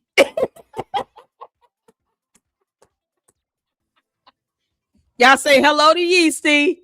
Say hi, Yeasty. Come on, just throw Yeasty in the chat. Yeasty. You sound hello, Yeasty. All right. Yeasty is like he just wants to feel the love.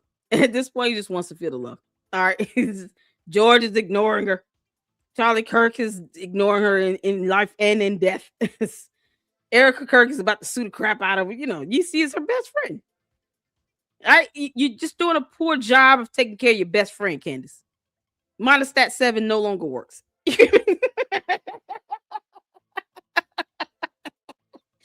say hello to Yeasty. All right. Candace, we have more. Oh, Milk Bar TV. We got a video that I have not seen. I wanted to check out right quick. Because we got Umar coming up next. And oh man, Umar, you got it coming. You got it coming, you dumb Oompa Loompa. He another one. Jesus Christ. Yeah, I'm on fire tonight. I'll tell y'all that right now. Oh, the code is so mad. They're so mad at me. All right, y'all. Let's go, y'all. Let's check out Milk Bar. What y'all? Yeasty.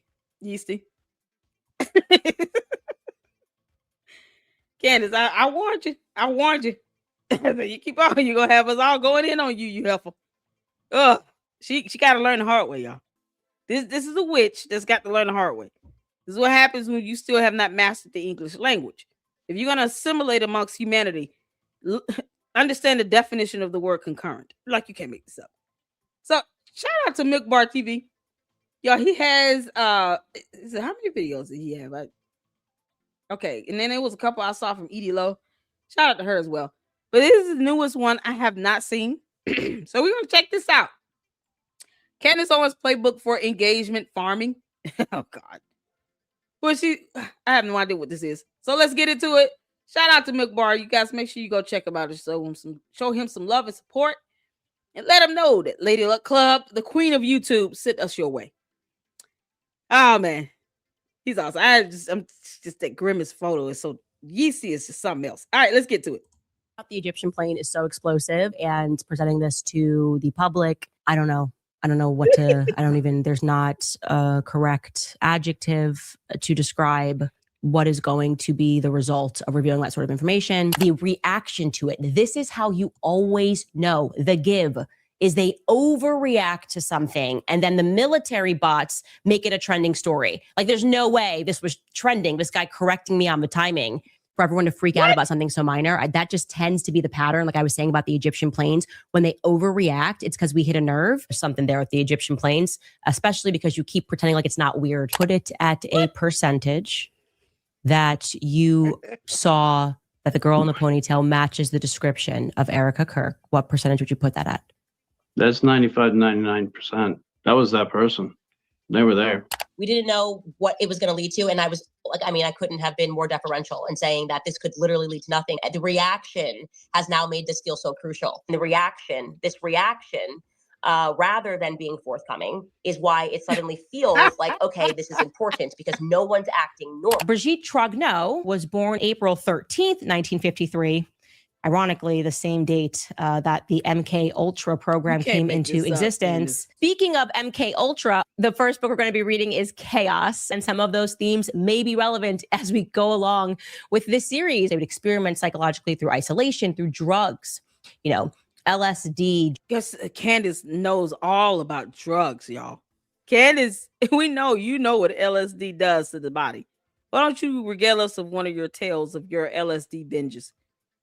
Tell us how good that LSD makes you feel. Y'all can't believe Candace is a crackhead? Here's proof. Candace obsesses over drugs. Mind control because she's a wannabe dictator. And drugs. That's all she talks about. Oh, and talking to dead people, which requires her, I guess, to be considerably high. Just shout out to Yeasty. He can help it. Drugging people. Emmanuel Macron spent a ton of time isolated throughout his childhood, and then also recognized that the majority of the documents pertaining to that program were destroyed. So we don't know just how global that program went at a time when we know that the MK Ultra program was running, and there is something very, very wrong there. Too many comparisons is what I would say. But he randomly includes in this lawsuit that I bring up MK Ultra. Why are Brigitte and Emmanuel upset that I mentioned that on episode 2 of this series? Series is about your wife having been born a male. Why is it that triggered the couple? Seriously. And I watched the footage, and I'm going to tell you what I saw. And to the people specifically, But Candace, you get mad when we call you an alien. You want to say somebody was born a male, and you haven't proven to us that you're a human being. Make this sound. Candace bragged in court documents of having recurrent yeast infections. No one told her to put that in a court document. It's her fault. We just took it and ran with it. As a matter of fact, this is what reading does for you. I've gone over all of the lawsuits that she's been named in. And all she does is talk about conditions that she has that mean nothing. You can't make this up. Candace, yeasty was just something that was waiting to happen. It's your fault for telling us. Can't make this up. Oh, this crackhead wants to sit here and get bad because all these drug programs are going out of style. We're not here for your entertainment, Candace. Whatever it is you're trying to take from our planet, can you just get it and go? Just get off our planet. Blexit your ass off of Earth. Take your cult members with you. People that are in the military, people that know weapons. I'm telling you this because you might be able to add more color or more clarity here. what you would In his expect face. to see. There's no blood from the back. There is no blood. Yeah, because aliens don't understand blood. Aliens don't understand human blood and how the human body works. Like a human has been shot today. What is that? Just so shocked at the idea of someone being shot. The concept of that person having blood in their veins. Because see, mutants like her, they don't bleed. What's in her body? You know, if something happened with Candace, get scratched up or something, you know what's gonna come out? Angel dust. Like you can't make this up. So I think a lot of people were wondering whether or not that bullet pierced and went out the back. So I'm very confused. I'm very confused, not by what I saw, but what I didn't see. It's actually because she doesn't know what blood looks like. We're confused as to why you won't read the book. It's called Human Anatomy. Candace, if you're gonna exist amongst humankind, like at least read a book about how our bodies work. An alien is surprised that she didn't see blood. Go figure. What are we talking about? This is someone who won't define the word concurrent. Like seriously, numbers go over her head. She also said that she can't tell the difference between the number 9 and the letter N. That came out of her mouth. A good laugh was had by all. We're still laughing at that. How do you not know the difference between the letter N and the number 9? Yeah, have y'all thought about that? I'm talking to the cult. The cult members have no idea. She doesn't know the difference between the letter N and the number 9. At the very least, it's funny. Stunning to consider that when they opted to have the 3-way call with the doctor, okay, when they hurried and called the surgeon, because I did an episode and I was like, hey, something's really weird that you guys should know is that, you know, the bullet didn't go through. There's no blood in the back of Charlie. And then Erica and Andrew got on the phone with the surgeon. Oh, dear Lord. That was on the day of Charlie's actual funeral mass. Like that was a priority for them to have something to issue as a statement onto X to try to explain away why a 30-06 didn't go through. Like that doesn't seem like the proper day for that, but that's when it happened. November. No, because she doesn't understand various grains of a bullet. Yet again, something you can read about, Candace. Y'all, it's the hypocrisy for me. This is all her PR stunt. Do y'all see why I can't take her seriously? Like she's evil, she's soulless, she's a witch. She talks to dead people. But I mean, I recognize that she's an alien. We all just kind of recognize what she is at this point. But I don't take anything she says, oh, that's so factually correct and she has a good point. No, she doesn't. This is all for views. This is all PR for her. This just keeps the cult coming in. It's like throwing them red meat or whatever they eat. And they keep coming back, giving her views. None of this stuff makes sense. This is coming from the alien who does not know the difference between the letter N and the number 9. Oh, God. I'm going to end this out on Grimace. 25th, I obviously tweeted, Macrons have executed upon and paid for my assassination. And this is the official White House response. Oh, my God. Candace, they're not studying you. Here is the official response issued by the Élysée Palace. Nothing. The cold calls from her planet. Your comments and everything else toward the end. Yeah, those tweet bird sounds, signals from her planet. They're telling you to go home. Candace, those Tweety bird sounds are confirmations that you can come back. They want you to return. You've done enough damage on Earth. Look, I'm talking her voice. You've done enough damage on Earth. I got a call the other day from the Vulcans. You know, in the Ewoks, they want me to return. They want me to come back, people. They said if I don't come back, that, you know, Yeezy could be held as ransom. And I just can't have that. He's been my best friend for many years. He was formed out of black mold that I chose to live with in an apartment where I did not pay rent for 7 months. So Yeezy and I have to return. I'm taking George with me. Candace, kick rocks. Y'all, this is so ridiculous. Oh, Lord have mercy. All right, let's get some comments in. Y'all, shout out to you all for being a good sport.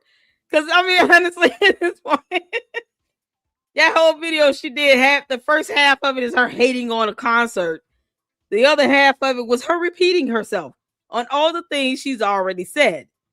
Candace, I know you did last year. Like, where's your alibi? If you came here just to take out Charlie Kirk, boy, Space Force is going to hunt your ass down. You can't make this up. Trump's sick of her anyway. What's the purpose, Candace? She doesn't know who Bad Bunny is, but boy, she advocates for him wearing that pink dress. Because, George and all. George, I don't think you and Bad Bunny were the same size. But if you do, send us a picture of you wearing that pink dress. He said, I'm feeling like a Barbie doll today.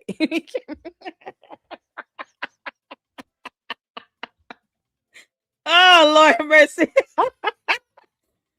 Edie dropped the new video. Candace is an idiot. Oh, good God in heaven. Edie Lowe. In your right, comments let's get in and one everything last else one. toward the end. We got a lot to cover, but I actually want to start the Edie Lowe? Oh, the delusion. Ooh. Let's go. I don't lie. Dear Erica, you and Charlie began dating in earnest in 2019. I met Erica for the first time. So we met at the Turning Point headquarters office opening of August 2018. Uh-oh. Goes, I'm going to date Y'all, you. shout out to Edie Lowe. She about to go in. Shout out to Edie Lowe. Okay. Let's see here. Hold on. Let me see y'all the video link. Edie Lowe is not playing. Candace, you done pissed off so many people. It's not even funny. And you just going in on somebody that's not stunning you at all. She wants Erica Kirk's attention so bad. Erica Kirk, continue to ignore her as you've been doing, and then sue her when you're ready to respond. I said last year, do not respond unless you have an attorney. Let her little minions and her cult members see and understand you're not for play. And if they want to walk around here talking about why they suing, just find out. No one has to answer your dumb question. You'll find out when we start going over the court documents. Brace yourself. You can't make this up. Please sue her, Erica. Sue her. Can't make this up. There you go. You guys go check out Edie Lowe. This is something else. All right, let's get to it. We're going to check this out, and then that'll be there. So we can get to Umar the Oompa Loompa, another dummy. I don't lie. Dear Erica, you and Charlie began dating in earnest in 2019. I met Erica for the first time. So we met at the Turning Point headquarters office opening of August 2018. Goes, I'm going to date you. I didn't want to be friends with her, but if she wanted to date, that would be great. I had enough friends. Do I have any time to think about it? You and Charlie began dating in 2019. Yeah, you have until tomorrow night when I take you out for dinner, but I got a boyfriend. The first date ended telling her I needed to see her again. In 2019, you and Charlie began dating. Then I guess our second date was You and Charlie began dating. a basketball date. I said, hey, do you want to go to Hawaii tomorrow? In 2019. Because I was going anyway. And in retrospect, it was accompanied by a season of a lot of change. For one, I was getting married. Candace Owens met her husband, George Farmer, in December 2018 at a Turning Point USA event in London. They met on December 11th, 2018 and got engaged about 2 weeks later. I don't lie. Hey ho there, neighbors. Welcome back to my channel. My name is Edie. I feel like I haven't seen you in forever. I've been making some shorts, and Ben from the mod chat, JWet Group 30. Oh, I love JWet. Look what happened. Ask me how it happened. I'll tell you. I was trying to save Rachmaninoff Roman's food from the jaws of a crazy Shih Tzu this morning, and I bumped my pinky fingernail on my hand, on my right hand, and the whole thing came off. Okay. The whole nail. Not just the artificial nail, the real one. Mm-hmm. It was the juice. What was I saying? I haven't been with you in so long, right? Ben from the mod chat got me on Twitter. I'm calling it Twitter. I don't like X. I was flooding X with all of my candy content. By the way, I'm playing with some lights here. My hubby gave me a pink light in the ceiling, but a pink light bulb in both of my lamps. And then I have my fancy light that Jay Witt gave me. I love Jay Witt. If you are rude to Jason, just know I don't like you. I put Vaseline on my face as primer today because I read that is what Marilyn Monroe did. Okay. I also did a couple of her other tricks, and I will see how this glam lasts the day. Because normally I coat my entire body in Aquaphor. Don't change. Keep everybody honest. And there are some things that hit. You either love her or you hate her. Some people just hate looking at her. Okay, let's react to this. I'm on lunch. I only have 18 minutes left, because I didn't get this up right. You don't believe it all? Here we go. Ready? Dear Erica, I thought it best to do this publicly. I think public conversations keep everybody honest. And there are some things that certainly need to be clarified because sometimes the gap between the truth and the lie is what happens behind closed doors. You and Charlie began dating in earnest in 2019. And in retrospect, it was accompanied by a season of a lot of change. For one, I was getting married and virtually, therefore, joined at the hip with my fiance. He was sort of a new third wheel at all of our events. A few months later, on May 1st, the public was informed that I was resigning from my position as the communications director of Turning Point USA. If you noticed at the beginning of this video, just a little montage that I spliced together. In earnest, Charlie went on record. It's just silly little interview that he did. I mean, really, I didn't give much of a thought. Then I heard Candace say this, and she lied right to our face. And Charlie, in earnest, began dating Erica, and Erica confirmed it to our face, that she and Charlie met at the Turning Point headquarters opening in Arizona in August of 2018. They took a meeting together. No exact date given for that meeting, but we know it's documented fact, and we know because it is a documented fact that they went out on a date the next day. The very next day, they went out on a date. That was a time frame given to Erica by Charlie. Time frame allotted for her to consider the debacle of accepting a date with a man she barely knew. Stop using all caps. That debacle, was one that infiltrated the room, and you could feel it. It was palpable. Anyway, that dinner that they went to the night after the meeting. I just want you to know, sweetheart, and I say that with all sincerity, that is my sweetheart. We admire you so much. You have no idea how many people actually enjoy your content. She does sound like she's speaking like the cadence of Ami, right? It's so funny. Ami's my boyfriend. At Bill's Burgers. Was it Bill's Burgers? I don't know. Candace, come with in your real names. Stop coming in here with all them caps.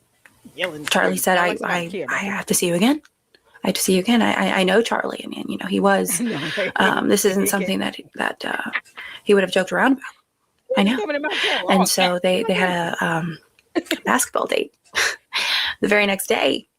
And then in earnest, Charlie invited Erica to go to Hawaii with him the next day because he was already going to an event that Candace also attended in Hawaii.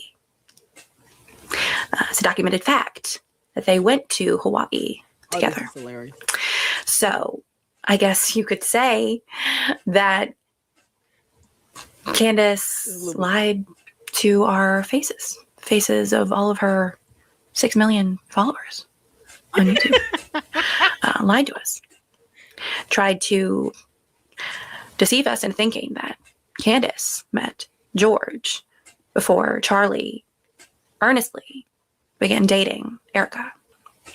So No. You saw that at the beginning of this video. So I just wanted to put it out there because I think that the puzzle pieces are they're falling into place.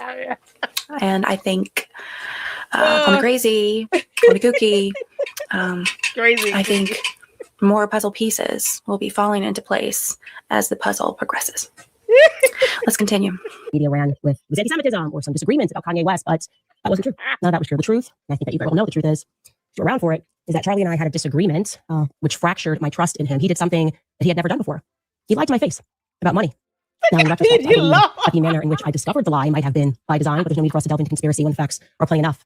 Charlie had taken a meeting down in Florida with Ike Perlmutter at Mar-a-Lago. It was a fundraising meeting. For whatever reason, he did not want me to know about this meeting, and that was strange. It was meant to be kept a secret. It was strange because we had always collaborated on and taken those sorts of meetings together. Anyway, I found out about it and decided to ask him casually as we were riding up an elevator at the Trump Hotel in D.C. I said to him, have you heard from Mike recently? And he looked me right in the face, just as he was getting off on his floor. And he said, no, I haven't heard from him in like 2 weeks. And I then said back to him, really, Charlie, because you had lunch with him yesterday at Mar-a-Lago. Where you scared his entire thing.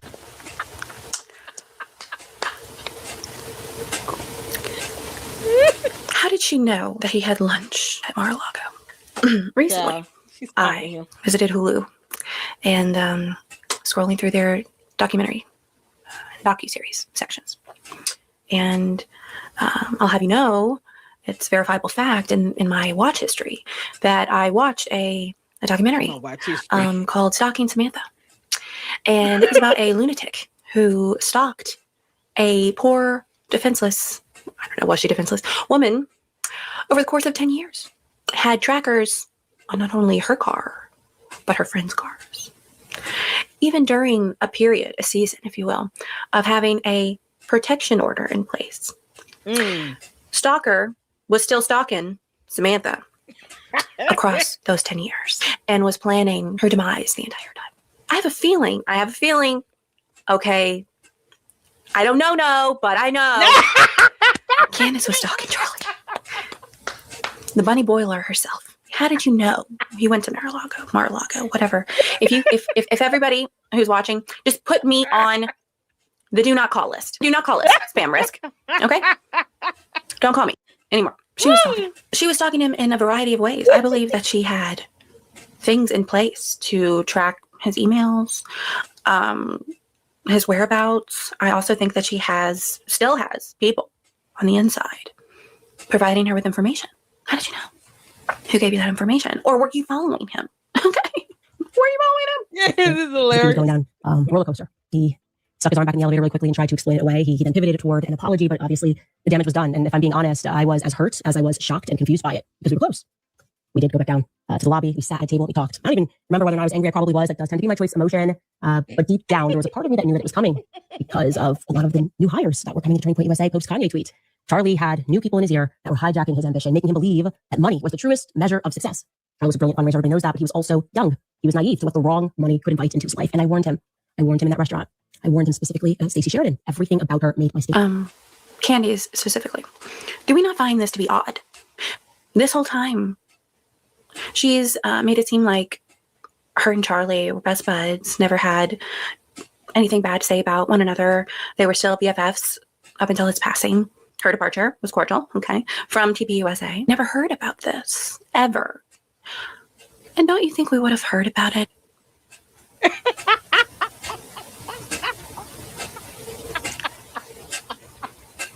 I suspected she and Tyler had something to do with it. I also warned him about Schaefer Security and Dan Flood. You can check the text messages because you have them. And now I am left wondering, obviously, if Charlie had heeded my advice, if he would still be alive. I've also come to another realization that I missed at that time. Maybe the newest and the biggest influence in his ear was that, obviously, it was you. You were the newest and biggest influence in Charlie's life. You kind of all arrived at the same time. And you too, Erica, you lied to my face as we sat down in that hotel and we spoke for 4 hours. But I want to be clear, it was different. So Charlie, we were always like brother and sister. We went on tours thereafter. But you didn't do it. Candace, you dumb alien. You dumb White Walker alien. Add us all to the list. Lady Luck Club, Jay Witt, Paramount Tactical, Edie Lowe, Hami. All of us. We all lied to your face. Are you happy? You just might as well just write down the list, girl. Write it down. To all the candy asses in the chat, add us all to the list of people that have lied to your cult leader's face. And then ask us if we care. We don't give a crap. We don't owe her anything. The hell we owe an alien again? What do we owe an alien? We owe an alien nothing. We want to Blexit her off of our planet. You can go with her. The whole planet has lied to Candace's face. Who cares? The hell? Grow up. Why are you crying about this, Candace? Grow up, girl. When you lied, you didn't do it out of naivety. You didn't do it because you were young and being pulled into the wrong direction by bad faith actors. Andrew Colbert was never going rogue. You knew that. Every single evil thing that was done to me was done with your blessing. And I consider the onslaught of attacks that I had to endure, they were evil. And you authorized. Oh my gosh, guys. This So woman was a lot of her face. is unbearable. I should have worn my bear suit to make it more bearable. How do you know Erica wasn't acting out of naivety? How do you know she wasn't naive? You said that she was fantastic. You said she was a great person. And you said she made Charlie happy and Charlie made her happy. And that she knew everything there was to know about Charlie as a wife does. You said that. Those were your words. And now you're saying that this entire time she had a diabolical plan for Charles. And then she tried to weave her way into your relationship as a way to control Charlie to get TPUSA on a different track. Did everyone see that? You know what I'd like? A black leopard cup. Like this. That keeps my drink warm. If anybody has a link, please put it in the wherever we put the links. This isn't a very good video, is it? Shut up. That's all I want to say is just shut up, Candace. Why didn't we know about this before? You never have mentioned this. You never mentioned the elevator ride at the Trump Hotel. You didn't say that Charlie was being shady towards the end. You never said that. You said that you guys just decided to part ways. You had different tenders on the horizon for you, Candace. That's what you've made it seem like. So who is lying? Hello? When there's no lie, there's no There's no filter on you, y'all. I don't have a filter on. You know who she reminds me of? When I started dating my David, one of his best friends was a girl. She worked at the restaurant that I worked at. And one day, it was like 3 months into our relationship, and I was super busy. And he came just to bring me a milkshake and give me a kiss. It was a strawberry milkshake. Thank you, David. And I was waiting my tables. And somebody came up to me and was like, She's going bananas. she's going bananas in the back in the kitchen. Why? I said, why? Because David didn't say hi to her. He just came in and gave you a milkshake and a kiss and left. And she's flipping out, saying that she came first. Oh my goodness. Well, that made me chuckle. And I just went about my day thinking, I don't think that she's really upset about this. This can't be right. Okay. Anyway, I was back at the dish pit. I was putting my dishes in the dish pit. She came beside me and she started throwing her dishes in the dish pit. And I was like, you good? And she just kept throwing the dishes and ignored me and walked away. Afterwards, I called David. I was like, what is happening with this girl? And he said, she's been calling me and texting me saying, you're ruining our friendship. You didn't even say hi to me when you came in. Boiled bunnier. Boiler bunny. Bunny boiler. Was she just like this clown? Bunny boiler. Okay. Yeah, bunny. She's still so upset that she was replaced by a beauty queen. Stunner, sexy, stunner. Erica, say what you want about this girl. Ain't no one stunning like she is. Yes, girl, wear that glittery pantsuit, please. Wear those leather pants. Hey, yes, wear those leather pants and flip your hair. If I had that long hair, girls, let me tell you. Oh, goodness. High pony, low pony, two ponies. That would be me. Okay. That round cherubic face. Yes, girl. With those sky blue eyes. Candace, there is no competing with this. Candace, you cannot compete with this. You can't, Candace. You just can't compete with it. Where is it? Where is it? Hold on. Hold on. Stunner. Wait. Go back.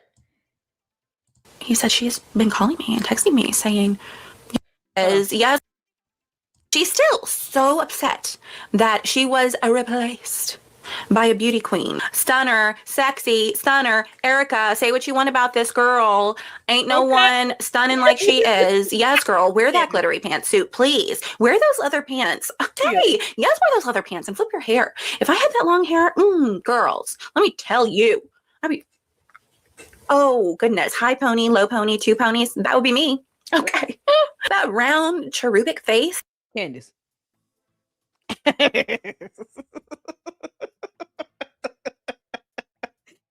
Oh, Candace. Only in your nightmares can you look halfway decent. Okay. Witches will never ever mount up to natural beauty. This girl is not stunning you. When I say Erica Kirk is not stunned Candace, she's not stunning her. Candace, you want to sit here and go back and forth with Erica Kirk on social media in the court of public opinion, and for what? Most of the men in your audience will agree that Erica Kirk is a beautiful girl. All these little simps sitting here trying to kiss Candace Owens' ass. Y'all know. You know. You know that on any given day of the week, Erica Kirk can walk out and stun on top of Candace's face wearing a two-piece jogging suit. You know it. You know it. Just admit it. It's okay. To all the real men. I'm not even, listen, I'm woman enough to say when another woman is a beautiful girl, like she's a pretty girl. And she doesn't have to sit here and obsess over another woman's husband to still be a good person. That beauty is not just on the outside, it's inside as well. You can say what you want. But all of the men that sit here and simp over Candace, they look at Erica Kirk at night. They say any day of the week. They would love to see someone that looks like this talking at them for an hour about anything with TP USA. That's why they obsess so much. Because they know darn well. Candace, you don't measure up. You just don't. I'm sure George probably would think the same thing if he would come out that damn closet. George is too busy trying to figure out if he can fit her two-piece bikini sets. Candace, it's not our fault that you married a chump. Oh my God. Is it our fault that Candace married somebody that's stuck in a closet? Oh my good Lord. Erica, you better rock it, girl. Rock it, honey. Continue to ignore Candace like you've been doing. Get your hair done. Slay that makeup, honey. And rock it. All of Candace's male audience are looking at you as well. Child, please. Yes, girl. With those sky blue eyes. Sign us all up. Yes, and queen. Also, it eats her alive. That only took those several hours. And Charlie even said it became clear to me early on that I didn't want to work with her. I wanted to take her with the intention of marrying her. Like he knew in an evening. Okay. He was like, I will take it. Please, girl. You have until tomorrow night. And even then, I'm not taking no for an answer. Like, he's like, I'm not stranger danger, but I'm taking you out. Like, we are going to be a thing. Like, you are going to be my wife and the mother of my children. Eats her alive. And then one clip that I shared the other day, her body totally gave her away. Her body turned on her. She was like, and to the comment that I was jealous of Erica, oh my gosh, what are you talking about? Hey, fun fact, the entire time that Charlie and I were on the road together, I had a boyfriend. I had a whole boyfriend. Not half a boyfriend. I had a whole boyfriend. The lies that are coming out of her mouth. She lied. But she wasn't jealous of Erica. She was jealous of Charlie. There wasn't real love there for Charlie. She was infatuated with him and she wanted that power. That's what it is. She wanted the power, fame, and money. So funny. The projection of it all and the hypocrisy of it all. She is a money hungry demon. Oh, money, money, money, money, money, money, money, money, money, money, money.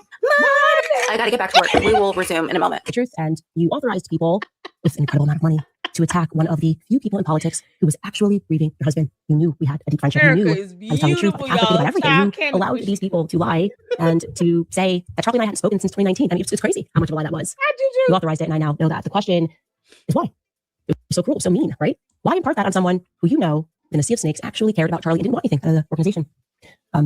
Maybe it's because I was like a loose end, one person that wasn't controlled by an organization, just kind of proven that I'd rather lose everything to say something I don't believe, least of all for money. I mean, maybe it's also because you have a son. And when I revealed to the public, maybe Candace is because you can't keep a job either way. I mean, you were fired 2 more times after that. I mean, seriously. Daily Wire, Prager, you. They all fired you. You were fired. You can't make this up. What are you mad about? Breaking contracts and getting fired is your MO, Candace. You should be proud of that. If you can't honor a contract, a legally binding agreement that would hold up in the court of law, If you can't hold up your end of a contract, what are you mad about? Why do you care all these years later what we think when it came to you being fired from TPUSA? Why do you think we need to care about that now? You've never harped on it before. You were just going in on the Macrons and how you keep lying about the first lady being born a man while you're an alien from outer space. Like, you can't make this up. Why do you want us to care about you being fired from TPUSA? You were only there for 19 months. Get over it. They fired you. They told you to kick rocks, jump into a volcano, become a Scientologist. Who knows? Whatever. Can't make this up. He had predicted his own death in remarkable detail. And Maybe he went back and read those messages, the ones that haven't yet revealed to the public, because in retrospect, those messages they're pretty terrifying because they're precise and it feels prophetic. Charlie was gifted. You know that. I know that. And the government most certainly knew that as well, since he was a kid. Which is why it was at least very interesting to me that you told the New York Times, something that most people didn't pay attention to, but you told the New York Times the night before his murder, Charlie's, and I'm going to quote this, you said that Charlie's adrenal glands were just going off. He couldn't sleep. I know enough about Charlie to know what that means. That means that Charlie was being bothered. He's probably having visions like he was in 2018, probably a clearer vision than the one that I had that you guys tried to mock, that danger was coming. And I'm going to go ahead and say that it wasn't about the Jezebel article written by some leftists. Please stop saying that because it's not true. No, Charlie, the leftist article didn't upset him this way. Didn't make him call a priest to pray over him. He thought someone was going to kill him. He did express that in writing, and you did not lose those text messages. You knew that. Charlie and I spoke a lot about his third eye. That's why that sentence caught my attention in the article. See, that's why Charlie was not stunned, Candace, because she talks about this witchcraft nonsense. Third eye, having the ability to talk to dead spirits. The Bible calls that witchcraft, Candace. She's sitting here talking about, they have out-of-body experiences. Like, she's referred to him as a mutant on X-Men. I said that as a joke and she stole my quip. I said, now he's a mutant on X-Men. You can't make this up. And she took that and ran with it. Candace, you're the only one that's sitting here trying to refer to him as a wizard. How many times does she reference Harry Potter? It's all that Candace is understanding. I'm just waiting for a broom to show up in her background back there. It's what she uses to fly to the bathroom on. Oh, Candace, you dumb witch. You can't make this up. Spoke about the street lamps that would go off when he would run, about the special school that he had to go to. We spoke about a lot of the things that were strange in our childhood, the testing that both of us had to endure. We spoke about the fact that we could both astral project. You know all of this, of course. You have a phone. And how surprised you were when you learned that not everybody does that naturally. Sleep paralysis, you name it. We had conversations about it. And if Charlie's adrenal glands were going off, it was probably maybe for the very same reason that I pulled my kids out of school days before he was murdered, because I sensed danger was coming. And since we are being open, I also want you to know that it struck me as odd when you said in that interview with Jesse. She wants to talk about what's weird and odd, but yet her talking about third eyes and astral projections is normal for her. Obviously, she's not a Christian anymore.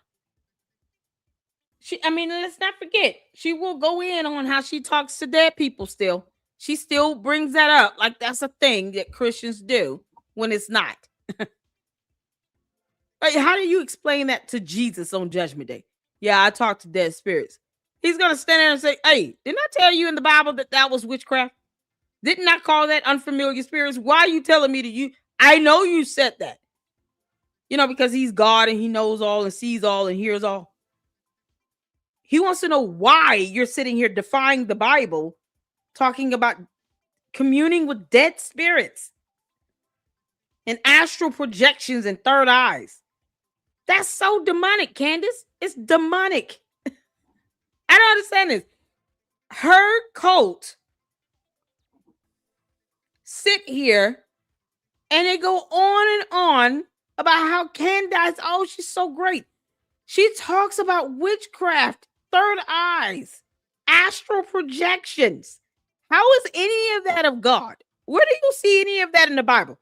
Put a scripture in my chat that speaks of Jesus agreeing with someone saying that, yes, we have third eyes and astral projections. I want the book of the Bible, the chapter and the verse that refers to Christians as having third eyes and astral projections. Where is that in the Bible? To the cult. Come on, candy asses. Tell me, where in the Bible do you find the scripture that supports this nonsense about a person having a third eye and being able to do astral projections? Where is that in the Word of God? Where is it? Come on. to the candy ass cult members. Come on. Because they get mad at me calling them candy asses, but yet they can't explain to me where in the Bible you find something about a third eye. I want to know. How is that godly at all? Candace is talking about having a third eye and astral projections and claims to be a Christian and talks about Christ as king. How? How in her world, in her alien head, is Christ king when she talks about third eyes and astral projections? And you will not find that in the Bible. No scripture in the word of God supports that. I want to see a cult member try to defend that. Come on. Come on to the front of the church, like Jay Witt says, my brother in Christ. Come on to the front of the church, candy asses.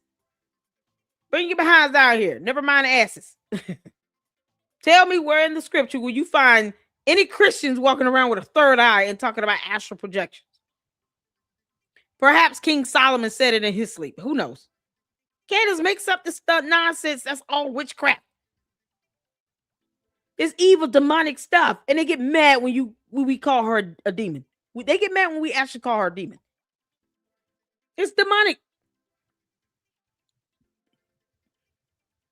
Candace sits here and talks about how she has conversations with Charlie Kirk and he's deceased.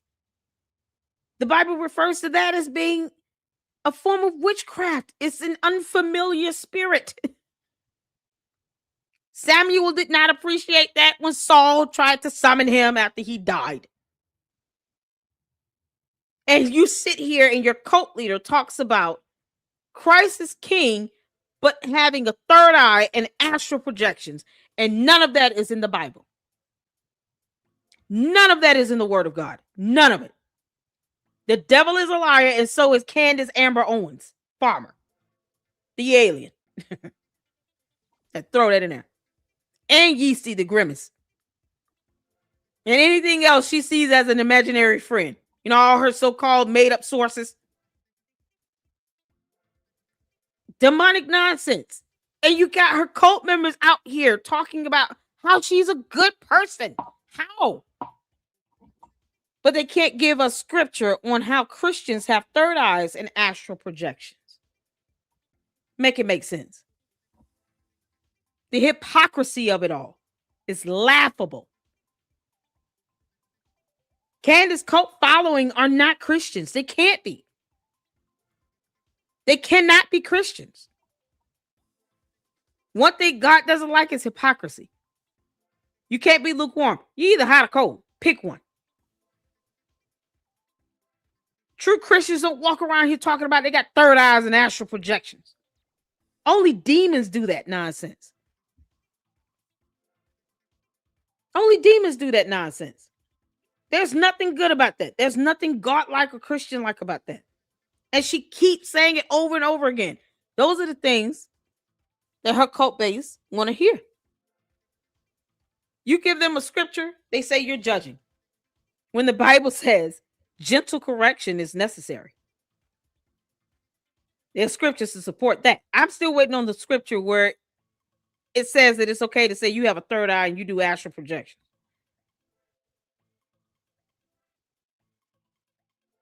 This is, where is it? Where's the third eye and astral projection scripture? In the Bible. Because Candace claims to be a Christian and Catholic or somehow. Come on. Unless she's converted to something else and I missed it. She claims to be Catholic. She claims to be Christian. Where in the Bible do you see anything about a third eye and astral projections? I want the scripture. Makes me have a third eye.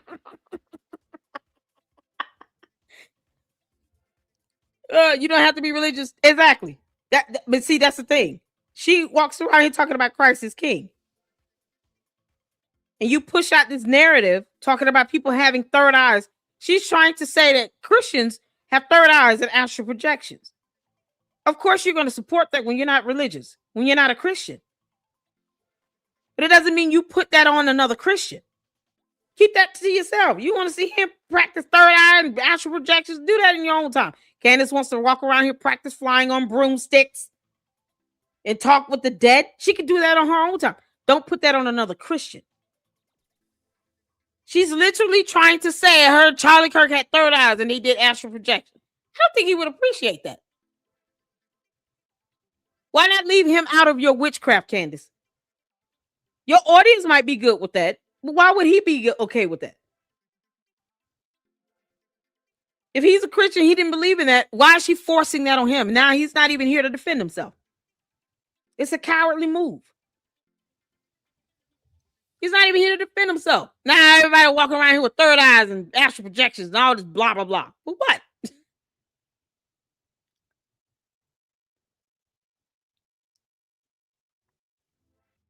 It is what it is. She should not force that on another Christian. Period. Why does anybody encourage her to do that? No. You don't see her sitting here going after somebody that's a Muslim. You hear her saying things like this about somebody that's of Islamic faith. What about someone that's Buddhist? Candace don't go after somebody that's Buddhist talking about, yeah, they have third eyes and astral projections. You only hear her going after a Christian with this nonsense. Don't pull him into that. That's not something he would ever support if he were alive. Why pull him into that after death? Why do it? Let him be. It's always when it comes to now, and I'm saying this because whenever somebody goes in after a Christian,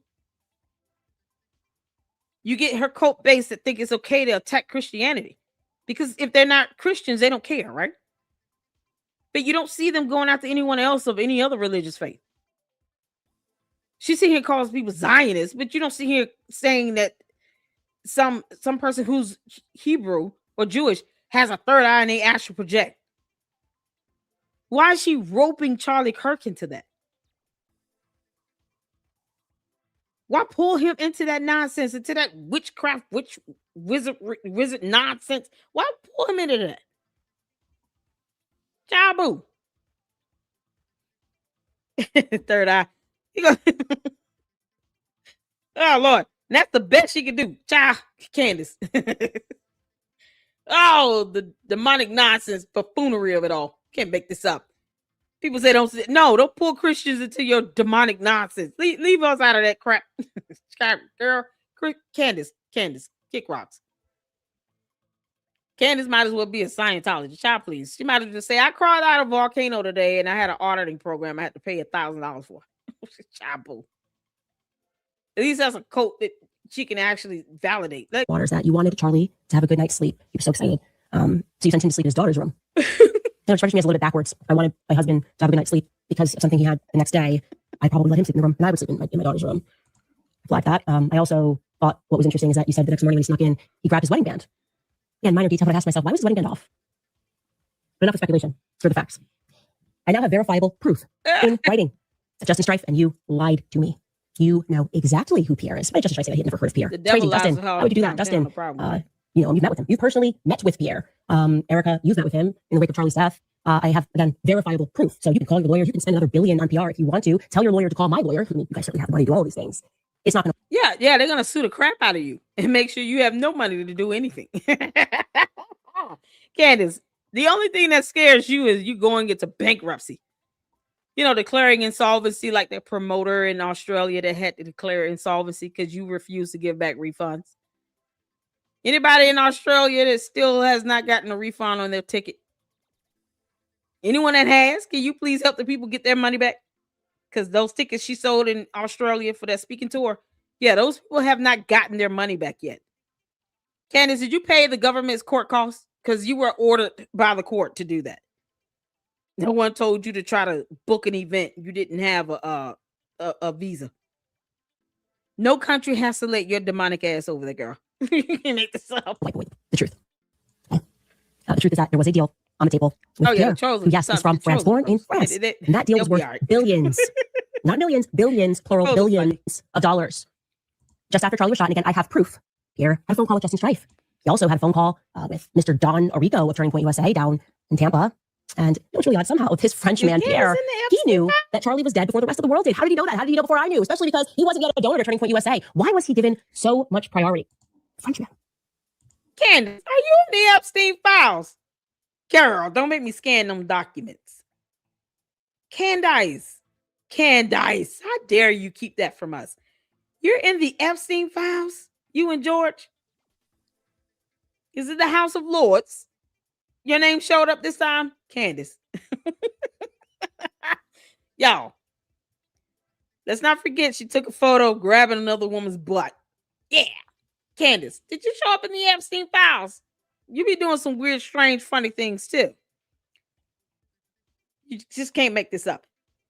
She thinks it's okay to grab a woman's behind while that woman's wearing soaking wet clothes and she's pregnant, allegedly. Candace, what you been out here doing trying to get a little money on the side? You can't make this. I'm interested. I know that after Charlie died, oh Lord, that deal mercy, went shit, the through. Epstein files is gonna be something else. And if I'm lying, this would definitely fall within the category of defamation. So yeah, I'm all in on this one. I'm guessing, by the way, regarding this, Pierre, this might be the reason that the White House never got back to me regarding the French Foreign Legion being involved with Charlie's assassination. Because I don't know, there could be a French angle here. Could this be a motive? Could billions of dollars be a motive? I mean, I'll just ask some immediate questions. My question would be, why would a devout Catholic Frenchman be looking to give billions of dollars to an evangelical organization? Is that not weird? Just objectively weird? Gosh, that's a pretty big investment. Just really care about free market capitalism? What's France got to do with college campuses in America? Full stop. The answer, Erica, is nothing. Nothing. And one of the things that when I was a kid, another 8 kids, we've been speaking about the GATE program, and they put you in special classes. They test you frequencies, sounds, and they drink fluoride, all the weird stuff. But one of the things that they're especially interested in is how quickly you can put together puzzles. I want you to know that I excelled at that. I was really good at putting together puzzles. And I tell you, I think the picture is starting to emerge here. I think I was right. My best guess is that it was Pierre Falcone all along of Angola Gate. We talked about it on the show. France, Israel, the United States. This time it would be Egypt rather than Angola, all working together. Maybe they were getting the band back together to traffic because, there's been a lot of trafficking that just keeps coming up in this investigation. These countries, these satellite of countries, you trying to pretend with your, billions of dollars, got a PR, we can do all of this. And it was so crazy. Oh, my God. Little joke about the Egyptian planes. What? Okay. Oh my God. She's gonna be really upset. How did he find out that he was dead before I found out? How dare you, Erica, not notify Candace immediately? She should have been notified first, before Erica, correct? Okay, girl. Take several seats. Listen to me. If ever an uppercut was warranted, you guys ever used to play John Mappin is in his little Please black book. see this evidence. Oh, man. I never wear a wedding band. These are my hubby's initials. David has actually lost 3 wedding bands. Now, you can take that up with him, Candy. But at this point, David doesn't hardly ever wear a wedding band. Do I care? No. I expect him just to... That's what I expect. So that means nothing. She just threw that in there to hurt Erica, to make it seem like they had a terrible relationship. Like, why was he taking off his wedding band? Were you guys on the rocks? Your relationship, was it on the rocks? Why did Charlie take off his wedding band? Because, girl, not everybody likes to sleep and all that bling. Okay? Been here. What are you asking me? Can I ask, do you dismiss everything she says? I admit that astral projection is weird, but I can discern BS from investigative efforts. Just curious if you're throwing the baby out with the bathwater. I would never throw out a baby. 1, 2. I can't take you seriously if you're talking about having a third eye and astral projections and how you're an alien. 3, Candace doesn't provide any evidence. She's not an investigator.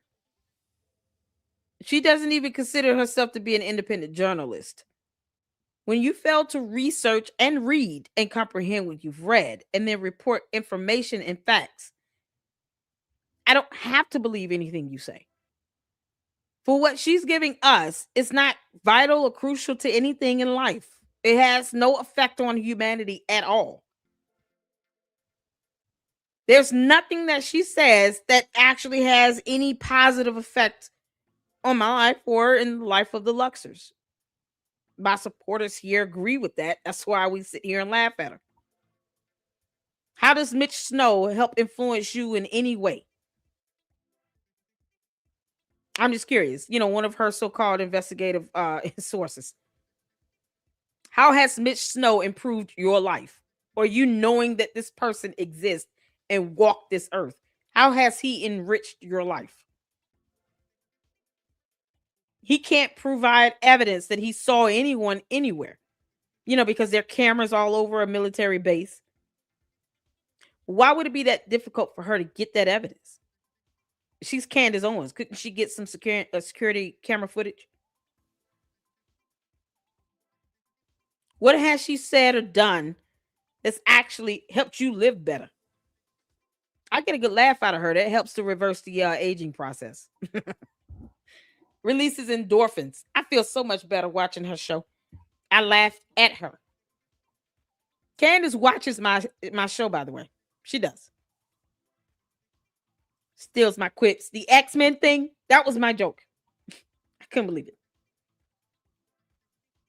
Her talking about this third eye and the astral projections and how she speaks with the dead. There's a whole lot of things that you should find disturbing. None of that enriches anybody's life. To sit here and to listen to her and agree with her saying things that are more so demonic than anything else. You would rather I laugh at it than to sit here and fuss at it for an hour. For what? I'm not here to convince or influence anyone to believe what I say over Candace. If you're going to believe what she says, you're going to believe what she says. I'm not here to do that. When it comes to her, no, you don't have to put any research into anything. You sit back and listen and laugh and get some popcorn and Kool-Aid. Because the things that she say is either demonic and evil or it's unsubstantiated.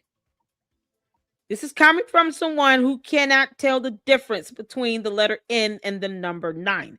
How serious am I supposed to take her? That's what I want to know. How serious do you take someone that sits here and talks about talking with deceased people in their visions? That refuses to provide actual evidence from her research of what? Mommy slews is not a thing. You're just impersonating federal investigators, if you ask me, which is a crime, by the way.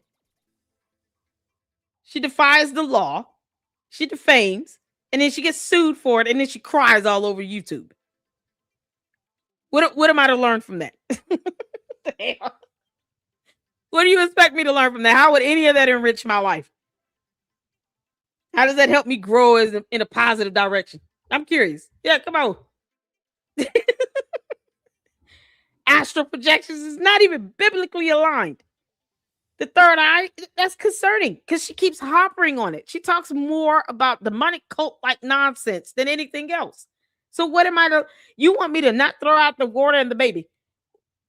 She hasn't brought the water. Let's start with that.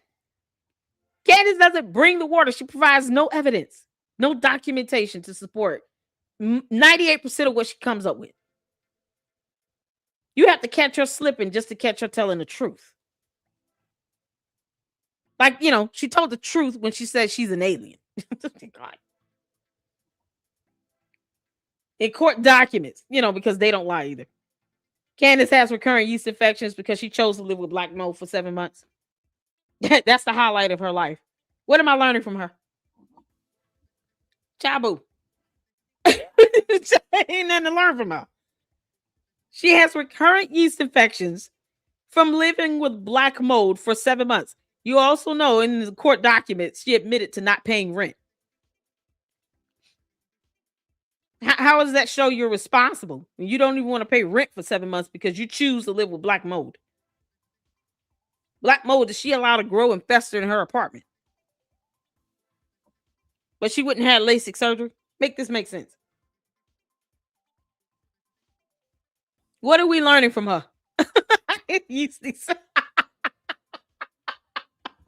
What are we learning from this girl? There's nothing to learn from her. Ryan says that Candace Owens is only talking to her daddy, the devil, every day through her evil imagination and thoughts and feelings and emotions that come from the devil. God doesn't speak to anyone. God bless. There you go. Hey, listen, God is not going to sit here and send you a dead person to send a message. All right. Whether you're religious or not, I'm not forcing that either. But Candace is the one that professes to be a Christian through Catholicism. Candace is the one that professes that Christ is king. And she talks more about things that are demonic than things that are biblically based. She can't even cite a scripture to save her life. What do you want? She doesn't even cite a scripture. Ask Candace to quote a scripture in one of her videos. Like, one of you all leave a comment up. Because, Candace, I know you're not going to do it because I said it. But quote a scripture. The chapter, Bible, and verse. Just quote one. Where you don't have to pull it up in Google. The girl doesn't even read the Bible. But she professes to be a Christian. Christians don't talk about demonic things. It's not even normal to sit here and talk about stuff like that unless you believe in it. Candace believes in things that are just more alien-like than anything else. Christians don't believe in that. But that's what she wants to put forth on her show. And she caters to people who are more so non-religious than the people who are. Because if the majority of her audience were Christians, they wouldn't be watching her episodes, knowing all she's doing is pushing this demonic nonsense. So the best that you can hope for is that I laugh at it and then we keep living. That's what we do here. It is what it is. I don't try to change the minds of candy asses. For what? I let you all think what you want to think. I don't have to accept anything that Candace says either. That's why she watches my show and not you all. Because, I mean, honestly, some of you are paying money to try to get her attention. It's funny. I don't have to do that. It comes for free. Candace, you're still bad at this. You're bad at this. You spent the whole episode dogging out TPUSA for having a concert. And then still not telling us what concurrent means. You're bad at this, Carol. I don't have to believe anything Candace says. I don't have to trust it. I owe her nothing. She's not God. I owe her nothing. See, that's the difference. When you're not in a cult, you don't think like this hive mentality. You don't have to believe what she said. You don't have to trust what she says. I don't have to take anything she says seriously. I don't owe her that. She knows that. I say that in every episode. Every time I react to Candace, I say that. Child boo. Candace knows when it comes to the Lady Luck Club, she can kick rocks. Doesn't stop her from watching. So why should I change anything up when she still watches? Can't make this stop. Can't make this stop. Candace still watches, and she knows every time I go live and talk about her, I'm gonna tell her to kick rock, kiss my ass, and blex it right off of our planet. I'm gonna call her an alien. She knows these things. She'll be fine. Stop her from living. Ciao. Candace, kiss my ass. You can't make this up. Taking those rings off. I don't people take off their jewelry. And Charlie had beautiful skin. It looked like Erica had him moisturizing. I moisturized my David. I moisturize him head to toe as soon as he comes out of the shower. Honey, come over here and let mama rub you down. If Charlie moisturized, that means that he would likely take off his jewelry. So it's not to get goop under the rings and the diamonds if they had diamonds in them. Please. People take off their jewelry. What's your point, you idiot? Also, many people venture to a different room if their babies are in the bed with them. They don't want to disturb the babies. And Erica mentioned one time that the way Gigi would sleep is like she would have a foot in her neck. So we don't know how the child was. She was probably starfishing in the bed, you know? And they didn't want to wake her up because they loved her. You'd probably, I mean, your kids are probably in the basement somewhere, rationing. Imagine the fluffy bed that Gigi had. And Charlie maybe wanted to sleep in it. Parents do this all the time. Candace, where are your kids? Are they okay? Like, don't single out someone's parenting. Don't question their marriage. Don't question anyone's finances unless you want them to question you as well. She's not achieving what she thinks she is. Like, she's just putting a target on her back for people to come at her. People are going to now be investigating her marriage. They're going to be investigating her husband. Why would she want to open her family up to that scrutiny? She doesn't love her own family. If they're even real, again, I still think there's a possibility that this is a Tyler Durden Fight Club situation. Yep. No one is intervening to help this fool. She's making a fool of herself. Verifiable proof that she had meetings and phone calls with, okay, and do you have the phone logs? How did you get those? Who was your source? Erica, listen to your friend Dee Dee here. You can go through everybody's email. You can, if they have a work phone, you have the right to get those phone records and go through them. I would just start deep diving everybody. Maybe she's already doing that. I like to believe that Erica's already doing these things, taking these steps. She's already eliminated 5 of the Yahoos that are probably corresponding with the snake.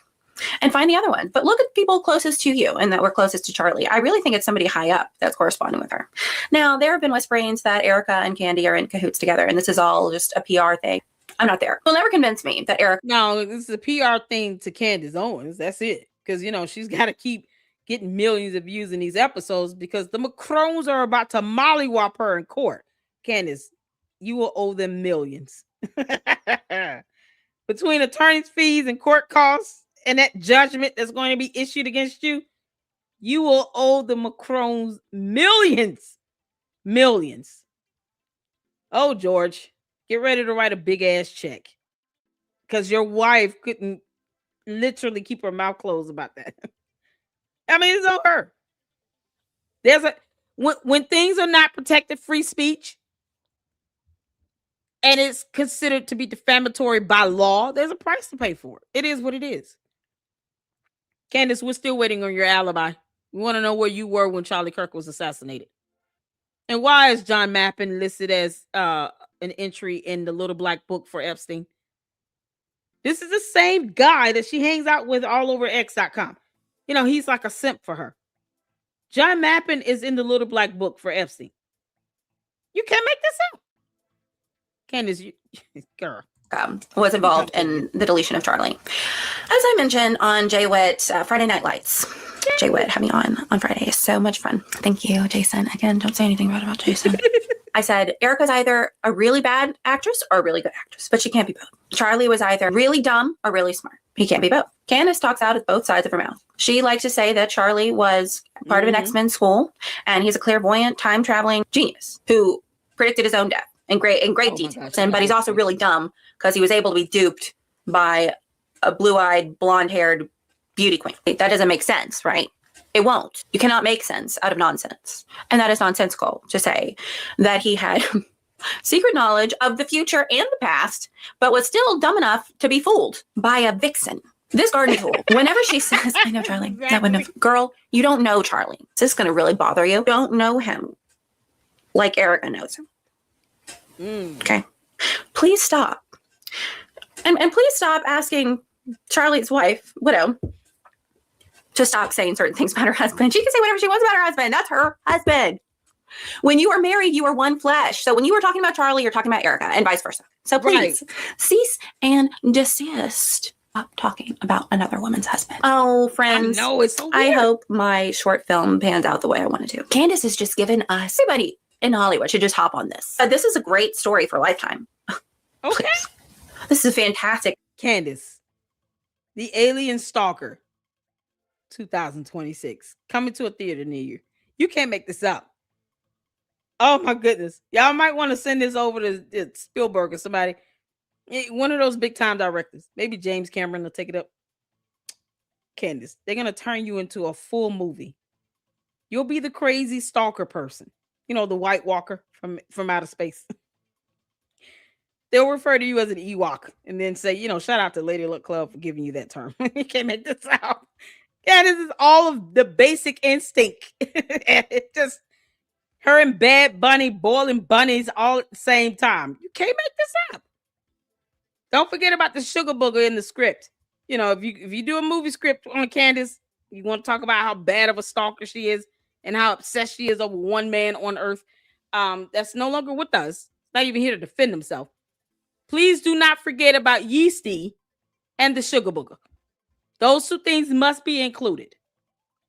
And when I say sugar booger, turn that into a full character as well. It's one of her sources. They could get back on track with their Lifetime movie of the weeks.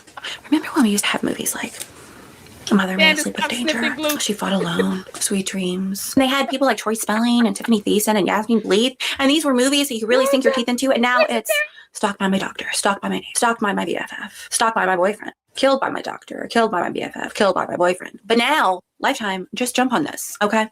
Please. Because this is good stuff. She's actually crazy. Candace, correct me if I'm wrong, Candace. When did she ever talk about being part of the GATE program and drinking fluoride and being tested and all this and that? The only thing I ever heard about her upbringing was that she was raised by her grandparents because her parents kicked her out and she was a cheerleader. But she never mentioned being in a GATE program, MK Ultra program, high government agency program to test gifted children. Sweetheart. No, you have verifiable evidence. Candace was charged with harassment at 17.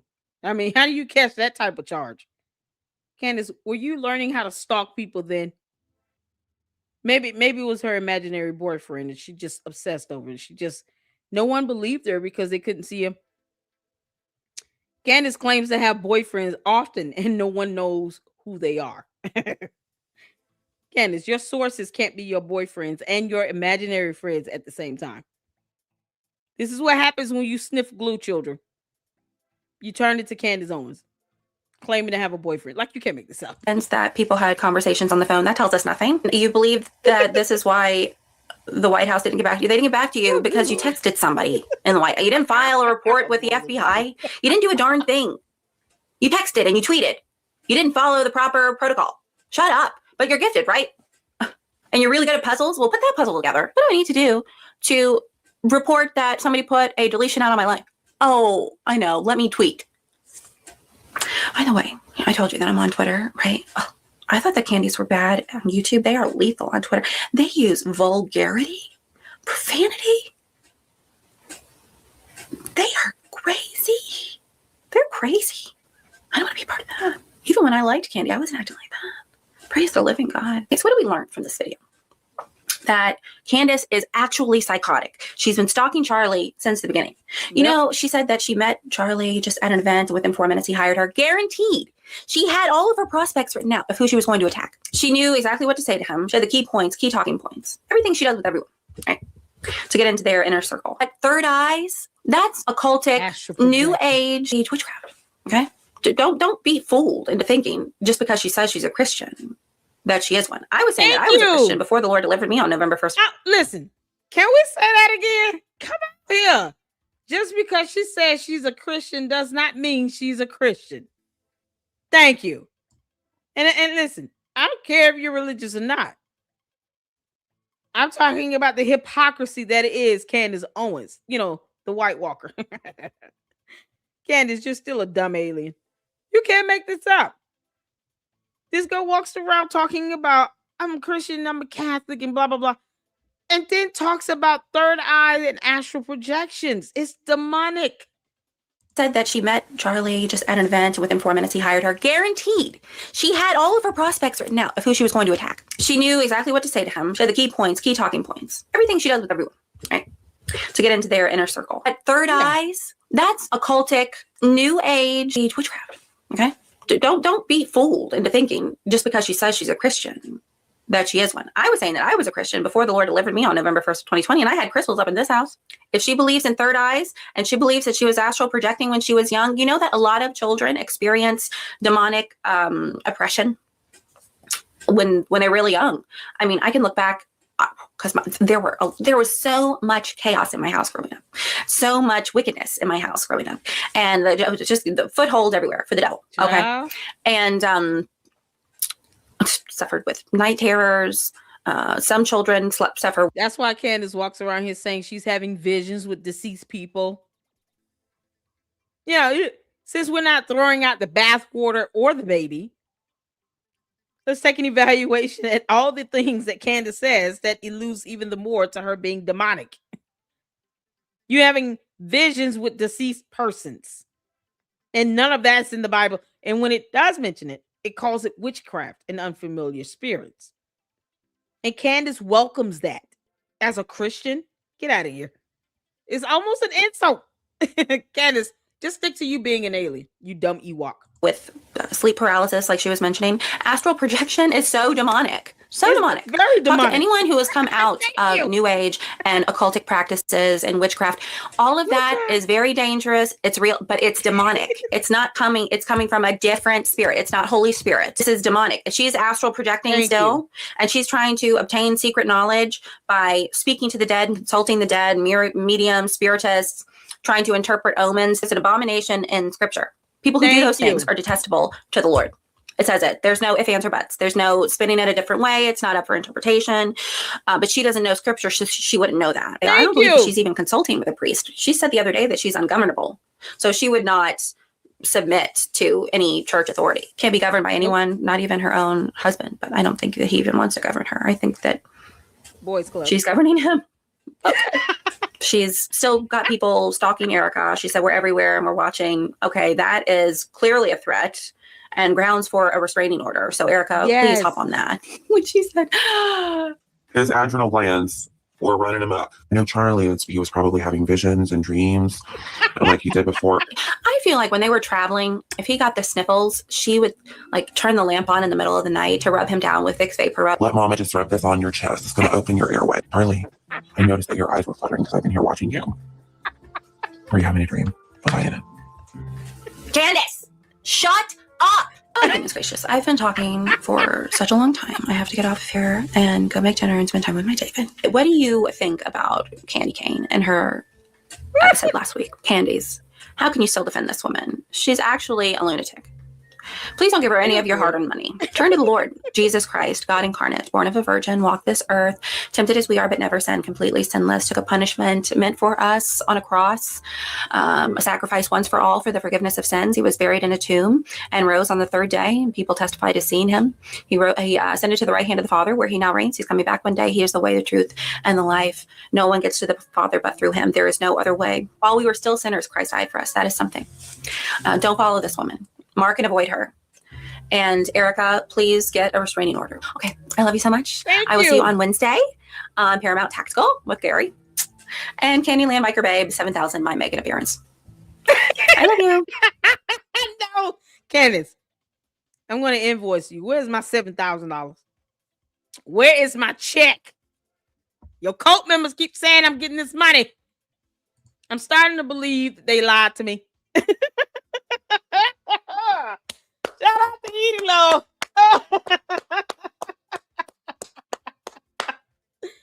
Oh man, y'all, Erica Kirk, please get a restraining order. That was good. Why haven't I picked it up and set that by now? Erica Kirk, please get a protection order. A protection order that restrains her physically from you as well. Not just a restrainer, protection order. Go all the way there. This woman has tried to take my life. She's stalking my children, talking about Egyptian planes. I can't take it. I think once the judge sees like 5 good episodes of Candace's shows, he'll go ahead and just give Erica Kirk the protection order. Like seriously, it won't be hard. She already has a protection order for her and the kids because her husband was assassinated by Tyler Robinson. So there's an automatic protection order in place for her and the kids with that. You know, because there's a whole murder that occurred, Candace. All you'll be doing is pissing the courts off, Candace. But Erica Kirk should definitely get the protection order. It would not be difficult. Your Honor, my husband was assassinated on television September 10th, 2025. This alien from outer space who talks about third eyes and astral projections has said that Egyptian planes are stalking me. So is she. She knows all my whereabouts. She's getting metadata about me. She's calling my company and people that work there talking about she's got insiders that know every time I go to the bathroom and take a poop. I need a protection order because I have a feeling that she's going to be boiling bunnies around my house as some ritual sacrifice of some sort, summoning up this witch called Ewok. And she also has an imaginary friend that comes out only when she sniffs some certain glue called Yeasty. Like, you can't make this up. There's so many things that come along with her, and I fear for my life with all of that. The judge will not have a problem giving Erica Kirk a protection order against Candace at this point. Candace, you are just a complete insult to society right now. You can't make this up. Candace.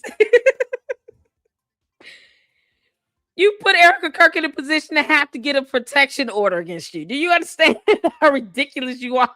Leave this woman alone. Leave her alone. Get the protection order for all of TPUSA as well, Erica Kirk. Protect you and your company, girl. Ugh. Because Candace, the dumb demon, wants to destroy it all. All right, y'all. That's all we got. Thank you so much for tuning in. That was good. Edie Lowe. Shout out to you, girl. She's gonna be on Paramount Tactical. Y'all, when is Paramount Tactical and Jay Witt doing a live stream? I never get the invite.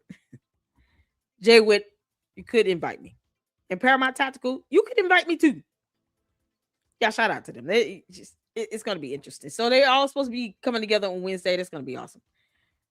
There is literally a spiritual battle of good versus evil. It doesn't matter what faith you are in. It is good versus evil. It's what side you pick. Okay. Melinda said tomorrow. What? I don't have an invite. Somebody tell Jay where he wrong for that. I'm going to text him.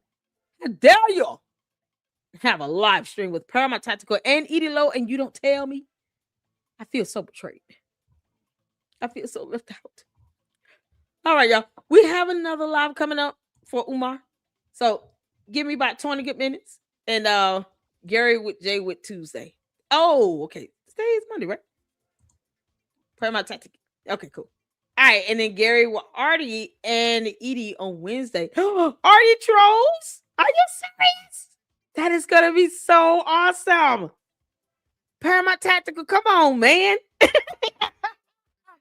Jealous. Oh no. Oh, that's gonna be a good show. Artie trolls and Edie on Wednesday. Gary just lining them up. There's a left out. Come on, Gary. Come on, man. Email me at ladyluckclubllc@yahoo.com. I'll come on this show, man. You can't make this up. Shout out to Gary. Shout out to them all. Thank y'all so much. I appreciate you all. Y'all be good. And until the next one, tune in for the Umar if you can. Umar the Oompa Loompa. He's another con artist. Him and Candace God, they would make a good couple. But tune in if you can. And if not, then I will see you all tomorrow. Until then, Lady Luck Club out. Deuces.